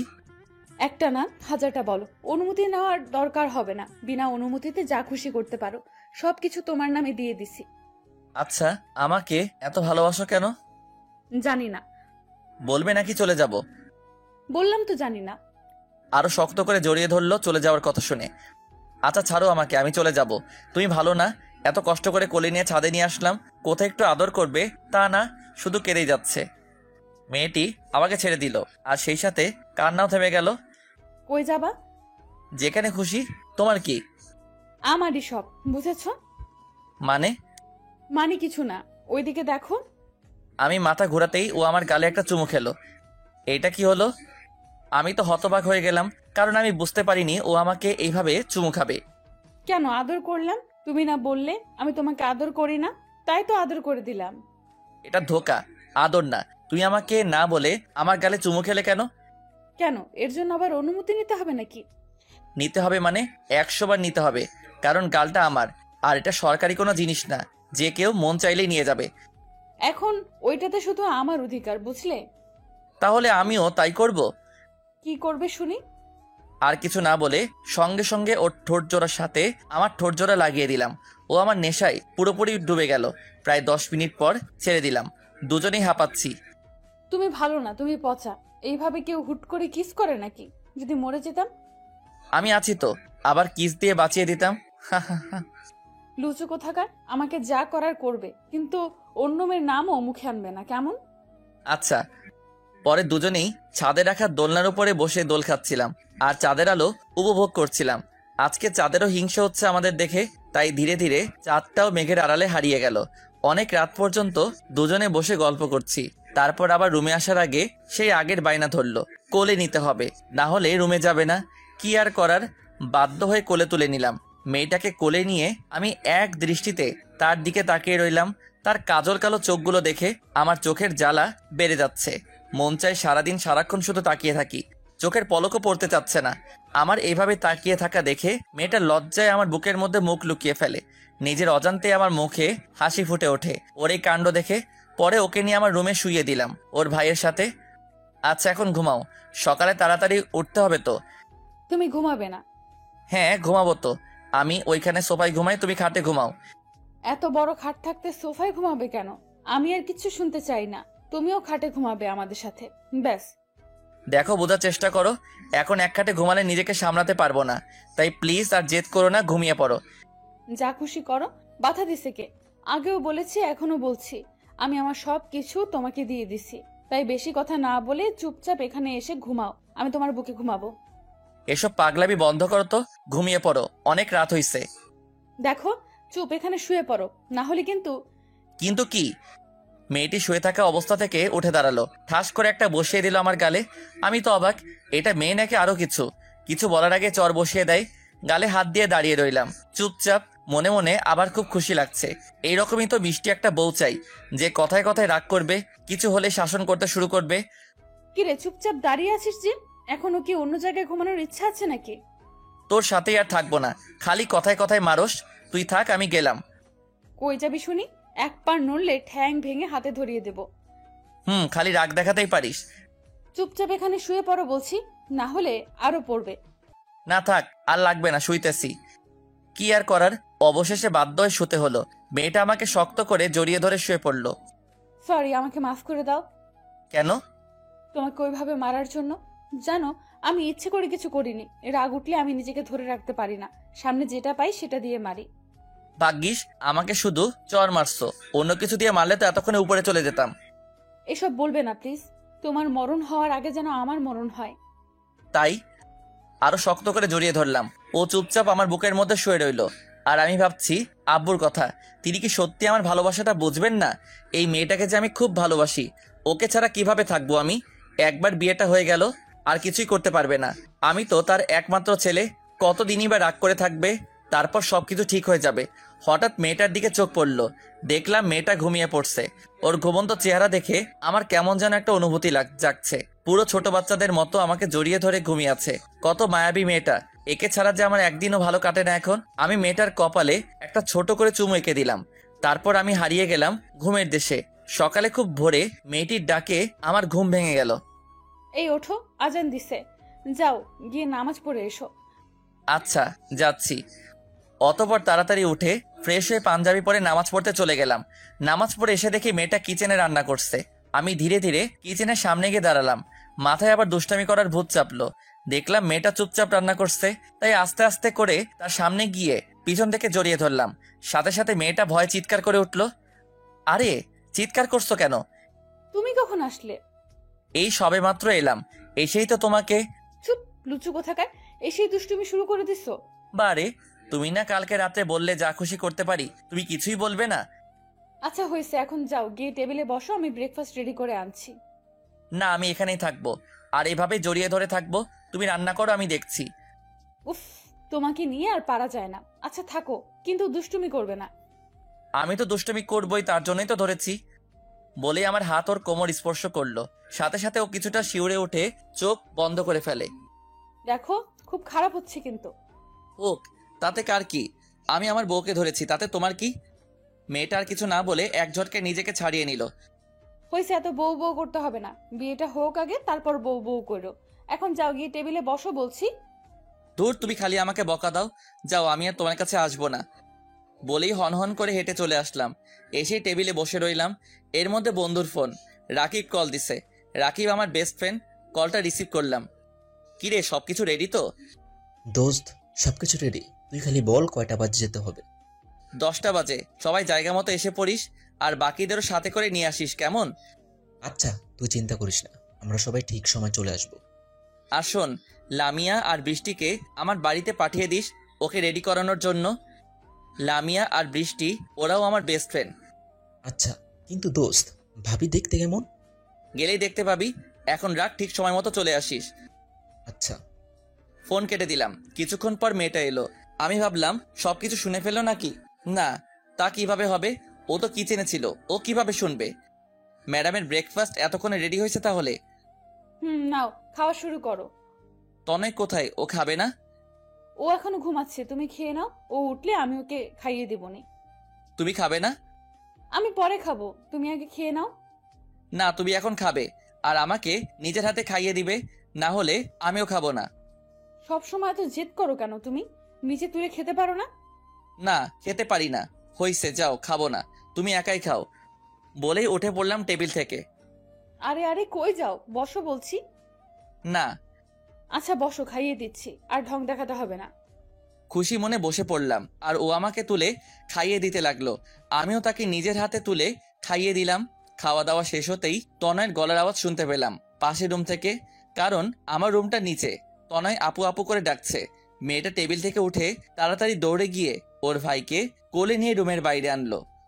উঠে গেছে শালা বাবু, হা হা হা। এই চুপ, কি বলছো? হ্যাঁ, ও কিন্তু তোমাকে পিটাবে, তাই না তনয়? তনয় চোখ কসলিয়ে বলল, হুম।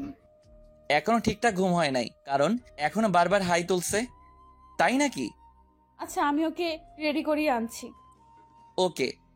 তারপর মেয়েটি ওর ভাইকে নিয়ে ওয়াশরুমে চলে গেল ওকে রেডি করানোর জন্য। আমি টেবিলে বসে গেম খেলছিলাম। কিছুক্ষণ পর মেয়েটা ওর ভাইকে রেডি করে আনলো। তারপর টেবিলে বসে তনয়কে নিজের হাতে তুলে খাইয়ে দিল। সবার খাওয়া দাওয়া শেষ, প্রায় 9টা বেজে গেছে আর এখনো মেয়ে দুইটা এলো না। কি করছে কে জানে। হঠাৎ করে কলিং বেল বাজতে শুরু করলো। বুঝতে পারলাম লামিয়া আর বৃষ্টি এসেছে, তাই তাড়াতাড়ি করে দরজার সামনে গেলাম। আর তনয় এবং মেয়েটা বসে বসে গল্প করছে। আমি দরজা খুলে দিলাম, দুজনেই চলে আসছে। এর মধ্যেই লামিয়া বলে, কি রে, তুই দরজা খুললি কেন? ভাবি কই? ভিতরে আছে, আয়। তাহলে তুই সামনে দাঁড়িয়ে আছিস কেন? সর সামনে থেকে। ওকে সরলাম, আয়। আর কিছু বললাম না, দুজনে ভেতরে ঢুকে পড়লো। তাদের পিছনে পিছনে আমিও ভিতরে গেলাম। মেয়েটা লামিয়া আর বৃষ্টিকে দেখেই সাথে সাথে দাঁড়িয়ে গেল। এরা কারা? এরা হচ্ছে আমার বেস্ট ফ্রেন্ড, ও লামিয়া আর ও বৃষ্টি। ও তাই? আর মাঝখান থেকে বৃষ্টি বলে, দোস্ত, ভাবি কিন্তু খুব সুন্দর। আর লামিয়াও একই কথা বলল। দেখতে হবে তো চয়েসটা কার। এসব কথা শুনে মেয়েটা মুচকি মুচকি হাসছে। দোস্ত যা, তোরা ওকে রেডি করে নিয়ে আয়। রেডি করাবে মানে? কোথায় নিয়ে যাবে আমাকে? গেলেই বুঝতে পারবে। এখন যাও, তৈরি হয়ে নাও। দোস্ত যা, তোরা ওকে রেডি করে আন। অতপর মেয়েটি আর কোনো আপত্তি না করে লামিয়া আর বৃষ্টির সাথে চলে গেল পাশের রুমে। আমি তনয়কে কোলে করে নিয়ে পায়ে চারি করছি। ভাইয়া, আমরা কি আজকেও বাইরে যাব? যাবো তো, তোমার আপু রেডি হয়ে আসুক তারপর। কি মজা, কি মজা! আজকেও চকলেট খাবো। খাবে তো। আমার মনের মাঝে কেমন একটা ফিলিংস কাজ করছে। একটু ভয় হচ্ছে আব্বুর জন্য, কারণ ওনার বারণ করা সত্ত্বেও আমি এই বিয়েটা করছি। না জানি কি দুর্ঘটনা ঘটে। আব্বু এমনিতেই প্রেশারের রোগী, যদি একটা অঘটন ঘটে তাহলে নিজেকে কোনোদিনও ক্ষমা করতে পারবো না। কিছুক্ষণ পর মেয়েটা আর বন্ধুগুলো বেরিয়ে এলো। মেয়েটাকে দেখে আমার চোখ কপালে উঠে যাওয়ার মতো অবস্থা। আমার কেনা সেই নীল শাড়িটা ওকে পরানো হয়েছে, এত সুন্দর লাগছে যে বলার মতো ভাষা খুঁজে পাচ্ছি না। পুরো নীল পরীদের মতো দেখতে। আপনারা কেউ আবার নজর দিয়েন না, ওইটা বুকিং হয়ে গেছে। কি রে, ওইভাবে হা করে তাকিয়ে কি দেখছিস? বল, কেমন সাজাইলাম ভাবিকে? বলার মতো ভাষা খুঁজে পাচ্ছি না যে কি বলতাম। থাক, তোর কিছু বলতে হবে না। পরে বউকে পেয়ে আবার আমাদের ভুলে যাস না যেন। কি যে বলিস না তোরা। হয়েছে, আর ঢং দেখাতে হবে না। যা তুই রেডি হয়ে আয়। আর তোর কোলে এই বাচ্চাটা কে? ও ওর ভাই। ও আচ্ছা, তাই বল। আমি ভাবলাম অন্য কিছু। কি? কিছু না, যা রেডি হয়ে আয়। তারপর আমি তনয়কে ওর বোনের কোলে দিয়ে চলে গেলাম রেডি হতে। খুব বেশি দেরি না করে তাড়াতাড়ি রেডি হয়ে আসলাম। সেই পাঞ্জাবিটাই পরি যেটা গতকাল শপিং মল থেকে কিনে আনছিলাম। তারপর রেডি হয়ে বেরিয়ে আসলাম। মেয়েটা আমার দিকে তাকিয়ে আছে। দোস্ত, তোকে খুব সুন্দর লাগছে রে। ওই স্যার, পাম দিতে হবে না। লামিয়া তো ঠিকই বলেছে, তোকে খুবই সুন্দর লাগছে। ওকে, থ্যাংক ইউ। আমি মেয়েটার দিকে একবার তাকাইলাম, দেখলাম মিটিমিটি হাসতেছিল, তাই আর কিছু না বলে বেরিয়ে পড়লাম। গন্তব্য কাজী অফিস, যা শুধু আমি আর আমার বন্ধুরা জানে। মেয়েটা এখনো জানে না। ওকে এখনো বলিনি যে আজকে ওকে বিয়ে করব। সবাই গাড়িতে চড়ে বসলাম। কিছুক্ষণ পর কাজী অফিসে চলে আসলাম। মেয়েটা গাড়ি থেকে নেমে অবাক হয়ে আমার দিকে তাকিয়ে রইল কিছুক্ষণ। এখানে কেন আনলে? এখানে লোকে কেন আসে? মেয়েটি চুপ হয়ে গেল। বুঝতে পারলাম ওর খুব ভয় হচ্ছে। কেন তা আমি জানি না, কিন্তু ওর চোখ মুখে একটা ভয়ের ছাপ দেখতে পেরেছিলাম। কি হলো, চুপ করে আছো যে? না মানে কি বলবো বুঝতে পারছি না, তুমি আমাকে আগে বলনি কেন? আগে বললে তুমি কোনোদিনও রাজি হতে না, আমি জানি, তাই বন্ধুদের বলে সব ব্যবস্থা করে রাখছি। মেয়েটি আর কোনো কথা বলল না। তারপর চলে গেলাম ভিতরে। সবাই ভিতরে গিয়ে দেখলাম বন্ধুরা সব হাজির। মাঝখান থেকে রাকিব বলে, দোস্ত, ভাবি দেখতে কিন্তু সেই। হারামি, নজর দিবি না, তোর ভাবি লাগে। হুম। তারপর সবাইকে সাক্ষী রেখে কাজী সাহেব আমাদের বিয়ে করিয়ে দিলেন। সবাই অভিনন্দন জানিয়ে বিদায় নিল। পরে আমি আর মেয়েটা গাড়িতে গিয়ে বসলাম। পুচকুটা ওর আপুর কোলে বসে আছে। মেয়েটার মুখের দিকে তাকিয়ে বুঝতে পারলাম ওর মধ্যে এখনো ভয় কাজ করছে। তাই আমি ওর হাতটি ধরে বললাম, ভয় পেও না, আমি আছি তো তোমার পাশে। সব সময় সব পরিস্থিতিতে তোমার পাশে থাকবো, কথা দিলাম। মেয়েটা আমার কথা শুনে কিছুটা স্বস্তির নিঃশ্বাস ফেলে। তারপর আপন মনে গাড়ি চালাতে লাগলাম। গন্তব্য বাড়িতে যাওয়া, কিন্তু কে জানতো বাড়িতে আমার জন্য আরেকটা সারপ্রাইজ অপেক্ষা করছে। চলুন জানা যাক কি সেটা। আপন মনে গাড়ি চালাচ্ছি, দুজনেই চুপচাপ। আমি এই ভেবে খুশি যে মেয়েটাকে সারা জীবনের জন্য আপন করে পেলাম, কিন্তু মেয়েটাকে তেমন একটা খুশি দেখছি না, কারণ ও এইভাবে আমাকে বিয়ে করতে চায়নি। ও চেয়েছিল আমার আব্বুর অনুমতিতে আমাদের বিয়েটা হোক, কিন্তু মেয়েটা তো জানে না আব্বু এই বিয়েটা মেনে নিবে না, তাই তাড়াহুড়ো করে বিয়েটা করতে হলো। মেয়েটার এভাবে চুপচাপ থাকা আমার একটু ভালো লাগছে না। সব সময় দুষ্টমি ও হাসি ঠাট্টা করা মেয়েরা যদি মুখ গোমড়া করে বসে থাকে তাহলে কেমন লাগে আপনারাই বলুন। যাক, সেই সব কথা বাদ দেন। আপন মনে গাড়ি চালাতে চালাতে বাড়ির সামনে চলে এসেছি। আরে এ কি, এটা তো আব্বুর গাড়ি। কিন্তু আব্বুর গাড়ি এখানে কেন? আব্বুর তো এখন বিদেশে থাকার কথা। তাহলে গাড়িটা এখানে কি করে এলো? তার মানে কি আব্বু? না, আর কিছুই ভাবতে পারছি না, সব কেমন গুলিয়ে যাচ্ছে। এখন আমারও ভয় হচ্ছে। গেটের সামনে গাড়ি থামালাম। গাড়ির হর্ন শুনে দারোয়ান কাকা গেট খুলে দিল। ভেতরে গাড়ি দাঁড় করিয়ে গাড়ি থেকে নেমে দারোয়ান কাকাকে জিজ্ঞেস করলাম, কাকা, কে এসেছে বাড়িতে? বড় সাহেব এসেছেন? আচ্ছা ঠিক আছে। দারোয়ান কাকা আবার গেটের সামনে চলে গেলেন। আব্বুর কথা শুনে আমার মাথায় আকাশ ভেঙে পড়ল। পায়ের তলা থেকে মাটি সরে গেল মনে হয়। মনের মধ্যে ভয়টা আরো দ্বিগুণ বেড়ে গেল। এখন কি করব, কিভাবে আব্বুকে রাজি করাবো? এসব ভাবতে ভাবতে মেয়েটাকে নিয়ে ভেতরে যাওয়ার জন্য পা বাড়ালাম। প্রতিটা পদক্ষেপে একটা অজানা ভয় কাজ করছে। না জানি কি করেন উনি। মেয়েটার দিকে একবার তাকালাম। আব্বুর কথা শুনে মেয়েটির মুখে কোনো ভয়ের ছাপ দেখতে পেলাম না। এই বিষয়টা আমাকে ভাবাচ্ছে। আর তনয় তখনও ওর আপুর কোলে। তনয় ও আজকে কোনো কথা বলছে না। পুচকুটা আজকে চুপচাপ হয়েছিল। অবশেষে দরজার সামনে এসে দাঁড়ালাম। কলিং বেলটা আর চাপতে হলো না, দরজা আগে থেকেই খোলা ছিল। ভয়ের মাত্রা আরো দ্বিগুণ বেড়ে গেল। আমি আর মেয়েটা ভেতরে গেলাম। গিয়ে দেখি আব্বু সোফায় বসে আছেন। ওনাকে দেখে আমার গলা শুকিয়ে কাঠ হয়ে গেছে। বারবার ঢোক গিলছিলাম। হঠাৎ তনয় ওর আপুর কোলে থেকে নেমে আঙ্কেল আঙ্কেল বলে দৌড়ে গিয়ে আব্বুর কোলে উঠে পড়ল। আব্বু তনয়কে হাসি মুখে কোলে তুলে নিল। কি হলো কিছুই বুঝতে পারলাম না। আমি মেয়েটার দিকে তাকিয়ে দেখি মুচকি মুচকে হাসি দিচ্ছে, কিন্তু পুচকুটা আমার আব্বুকে কিভাবে চিনে? আর মেয়েটাই বা হাসছে কেন? কিছু তো একটা রহস্য আছে, কিন্তু কি সেটা জানতে হবে। ভাবনায় পড়ে গেলাম। তনয়ের গলার আওয়াজ শুনে ভাবনার জগৎ থেকে ফিরে এলাম। আঙ্কেল আঙ্কেল, আপনি এতদিন কোথায় ছিলেন? তোমার জন্য চকলেট আনতে গেছিলাম, এই নাও তোমার চকলেট। আব্বু পুচকুটার হাতে চকলেট ধরিয়ে দিল, আর পুচকুটা তো মহা আনন্দে চকলেট খেতে শুরু করলো। আব্বু তাকে সোফায় বসিয়ে দিল। তারপর আব্বু আমার সামনে আসলেন। রাগী লুক নিয়ে তাকিয়ে আছেন আমার দিকে। আমি ভয়ে মাথা নিচু করে ফেললাম, কিন্তু আব্বু তনয়কে কিভাবে চিনে তা এখন আমার অজানা রয়ে গেল। কিরে হতচ্ছাড়া, ভয় পাচ্ছিস? না মানে আব্বু সরি, আমাকে মাফ করে দাও। আমি তোমার অনুমতি ছাড়া বিয়েটা করতে চাইনি, কিন্তু আমি এই মেয়েটাকে ভালোবাসি, তাই তোমার পছন্দ করা মেয়েকে মেনে নিতে পারিনি। আরে হতচ্ছাড়া, ওইটা তো এমনি বলেছিলাম। আর এই বিয়েটা তোর না, আমার ইচ্ছেতে হয়েছে। আব্বুর কথা শুনে আমার মনের মধ্যে থাকা প্রশ্নের পাহাড়টা আরো বেড়ে গেল। আমি আব্বুর দিকে অবাক দৃষ্টিতে তাকিয়ে বললাম, মানে কি বলছো তুমি? তোমার ইচ্ছাতে হয়েছে মানে? মানে হচ্ছে, এই সেই মেয়ে যাকে আমি তোর জন্য পছন্দ করেছিলাম, আর ওকে বলেছিলাম তোকে ওর ভালোবাসার ফাঁদে ফেলতে, তারপর বিয়ে করতে। আমি বললে তো আর বিয়ে করতি না, তাই আমি প্ল্যান করে তোদের দুজনে বিয়ে দিয়ে দিলাম। আব্বুর কথাটা শুনে আমার কি রকম রিয়্যাক্ট করা উচিত তা আমার জানা নেই। আমি মেয়েটির দিকে একবার তাকিয়ে দেখি ও মিটিমিটি হাসছে। আব্বু কি বলছো কিছুই বুঝতে পারছি না, একটু বুঝিয়ে বলবে? এরপর আব্বু যা বলল তা শুনে আমার পুরো পৃথিবীটা ওলটপালট হয়ে গেল। বুঝলি না তো? আচ্ছা শোন তাহলে। তোর মনে আছে, আজ থেকে 6 মাস আগে আমি ব্যবসার কাজে কুমিল্লায় গিয়েছিলাম। সেদিন আমার জীবনে সব থেকে খারাপ দিন ছিল। সেদিন প্রায় দুপুর 2টা বাজে গাড়ি চালাচ্ছিলাম। হঠাৎ আমার মাথাটা কেমন ঘুরতে শুরু করলো। আর তুই তো জানিস আমার এমনিতে প্রেশারের প্রবলেম আছে। তো সেদিন যখন মাথা ঘুরছিল তখন আমি গাড়ির উপর থেকে নিয়ন্ত্রণ হারিয়ে ফেলি। তো গাড়িটা মেন রোড থেকে ঘুরে সোজা ফুটপাতে উঠে যায়। সেখানে একজন ভদ্রমহিলা আর একজন ভদ্রলোক হাঁটছিল। নিজের অজান্তেই গাড়িটা ওনাদের উপর দিয়ে চলে যায়। আমি ব্রেক মারলাম। ততক্ষণে ওনারা দুইজনেই মৃত্যুবরণ করেছে। খোঁজ খবর নিয়ে ওনাদের বাড়িতে গেলাম।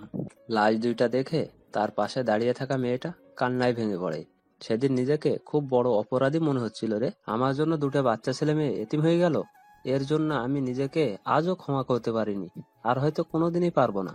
আমি মেয়েটার আত্মীয় স্বজনদের সবকিছু খুলে বলি আর বলেছিলাম চাইলে ওনারা এখন আমাকে পুলিশে দিতে পারে।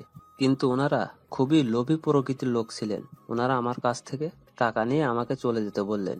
তখন আমার কোনো উপায় ছিল না ওনাদের কথা শোনা ছাড়া। তাই বাধ্য হয়ে ওনারা যা চেয়েছেন তাই করেছি। যাওয়ার আগে ওনাদের একবার বলেছিলাম ছেলে মেয়েদের আমি আমার সাথে করে নিয়ে যাই, ওনাদের সব ভরণ পোষণের দায়িত্ব আমি নেব। কিন্তু ওনারা সাপ মানা করে দিয়েছেন। তাই আর কিছু না বলে সেখান থেকে চলে গেলাম অফিসে। ঠিক তার কিছুদিন পর আমি কুমিল্লার একটা বাজারে গিয়েছিলাম একটু বাজার করতে। গিয়ে আমার সাথে দেখা হয় মেয়েটার। আমি তার কাছে সেদিন জিজ্ঞেস করেছিলাম সে কেমন আছে, কিভাবে আছে। তার আত্মীয় স্বজনরা তাকে ঠিক মতো খেয়াল রাখে তো? পরে মেয়েটা আমাকে সবকিছু খুলে বলে। তার কথা শুনে আমার চোখের পানি ধরে রাখতে পারিনি। নিজেকে নিজের কাছে ছোট মনে হয়েছিল। আজ আমার জন্য 2টা বাচ্চা ছেলে মেয়ের জীবন এইভাবে ধ্বংস হয়ে যাবে তা আমি কোনোদিনই মেনে নিতে পারবো না। তাই আমি তাকে বলেছিলাম আমার সাথে আসতে, কিন্তু সে তার আত্মীয় স্বজনদের ভয়ে কিছু করতে রাজি হচ্ছিল না। পরে আমি তাকে বলেছিলাম আমি তোমাকে প্রাপ্য মর্যাদা দিয়ে আমার বাড়িতে নিয়ে যাব, সাথে তোমার ভাইকেও। মেয়েটা কিছুতেই রাজি হচ্ছিল না। পরে তাকে অনেক বুঝিয়ে সুঝিয়ে একদিন রাতের অন্ধকারে মেয়েটাকে বাড়ি থেকে বের করে নিয়ে আসি ঢাকায়। সেদিন মেয়েটাকে কথা দিয়েছিলাম আজ থেকে তার ভাই এবং তার সবকিছুর দায়িত্ব আমার, আর সেদিনই তার সাথে তোর বিয়ে ঠিক করি। কিন্তু তুই যে বখাটে ছিলি, আমি বললেই তো কিছুতেই বিয়ে করতে রাজি হতিস না। তাই আমি মেয়েটিকে বলি তোকে তার প্রেমের ফাঁদে ফেলতে। আর মেয়েটাও তোকে প্রথম দেখেই লাইক করেছিল। তাই সেদিন রাতে ওকে তোর কাছে আমি পাঠিয়েছিলাম, কারণ আমি জানি তুই সেদিন রাতে গাড়ি নিয়ে যেতে ভুলে গেছিস। আর তুই কোন রাস্তা দিয়ে আসবি তা আমার ভালো করে জানা আছে। আর হ্যাঁ, ওর ভাই সত্যি অসুস্থ ছিল। পরে আমি তাকে আমাদের ফ্যামিলি ডাক্তারের ক্লিনিকে ভর্তি করি। আর তোর ডাক্তার আঙ্কেলও সবকিছু জানতো আগে থেকেই। এখন বুঝলি, তোর ইচ্ছায় না, তুই আমার ইচ্ছায় বিয়ে করেছিস। আমি থ মেরে দাঁড়িয়ে রইলাম। কি বলবো বুঝতে পারছিলাম না। মেয়েটির দিকে তাকিয়ে দেখি মেয়েটা কাঁদছে। আব্বু, তোমরা সবাই মিলে আমার সাথে এত বড় একটা গেম খেললে? খেললাম তো কি হয়েছে? তুই মেয়েটাকে ভালোবাসিস, আর এখন তো ও তোর বউ। ওর দিকে সবসময় খেয়াল রাখবি, ওর যাতে একটুও কষ্ট না হয়। আমার আর কিছু বলার নেই। তোর কিছু বলতে হবে না, যা বৌমাকে নিয়ে ভেতরে যা। আচ্ছা। এর মধ্যে মেয়েটা কাঁদতে কাঁদতে আব্বুকে জড়িয়ে ধরলো। আরে আরে, এ কি করছো? কাঁদছো কেন? কান্না থামাও। নতুন বউয়ের চোখে জল একদম মানায় না। মেয়েটি আরো জোরে জোরে কান্না করতে লাগলো। আব্বু তার চোখের পানি মুছে দিলেন আর বললেন, আর কোনোদিনও তোমাকে কাঁদতে হবে না। আমার জন্য তোমার জীবন থেকে অনেক কিছু হারিয়ে গেছে। পারলে আমাকে ক্ষমা করে দিও। এই কি করছেন আপনি? আমি তো আপনার কাছে আজীবন ঋণী হয়ে থাকবো, কারণ আমার মা বাবা বেঁচে থাকলেও হয়তো এতটা করতে পারতো না যতটা আপনি আমাদের 2 ভাই বোনের জন্য করেছেন। আজ হয়তো আমার মা বাবা আমাদের 2 ভাই বোনকে দেখে খুব খুশি যে আমরা একটা নতুন বাবা পেয়েছি, যিনি খুবই ভালো মানুষ আর মহান একজন ব্যক্তি। হয়েছে মা, থাক, আর বলতে হবে না। এখন বলো তো, এই পাজিটা কি তোমাকে কষ্ট দিচ্ছে? আমার দিকে ইশারা দিয়ে বললেন, আমিও আজকে খুব খুশি। কেন জানি না, মনের মধ্যে খুশির ঝড় বয়ে গেল। বাবা, আপনার ছেলে আমাকে অনেক জ্বালাইছে। কি সত্যি? আচ্ছা দাঁড়াও, এই হতচ্ছাড়া এদিকে আয়। আমার দিকে তাকিয়ে ডাক দিলেন। আমি সামনে গেলাম। মনের মধ্যে খুশিতে ডিস্কো ড্যান্স দিতেছি। জি আব্বু, বলো। এক্ষুনি বৌমার কাছে ক্ষমা চা বলছি। কি করলাম আবার? ক্ষমা চাইবো কেন? তুই বৌমাকে কষ্ট দিয়েছিস, তার জন্য ক্ষমা চা। অবশেষে বাধ্য হয়ে তার কাছে সরি বলতে হলো। দেখতে দেখতে রাত হয়ে গেল। আব্বু আমাদের দুজনের জন্য একটা রুম আলাদাভাবে সাজালো, আর তনয়কে নিয়ে উনি ওনার সাথে নিচের রুমে গেলেন। অবশেষে বাসর ঘরে ঢুকে পড়লাম। বাসর ঘরে ঢুকে আমার চোখ কপালে উঠে গেল। মেয়েটা এখন আবার কালো বোরকা পরিধান করে খাটের উপর বসে আছে। কি ব্যাপার, হঠাৎ বোরকা পড়লা যে?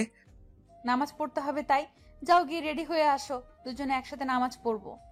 আমি আর কোনো আপত্তি না করে ওযু সেরে আসলাম। তারপর দুজনে নামাজ পড়লাম। নামাজ শেষে দুজনেই বিছানায় বসে আছি। কি হলো, কথা বলছো না কেন? কি আর বলবো, তোমার মতো একটা হ্যাবলা মার্কা ছেলেকে বিয়ে করে আমার কপাল পুড়লো। আমি তো অবাক। মানে কি?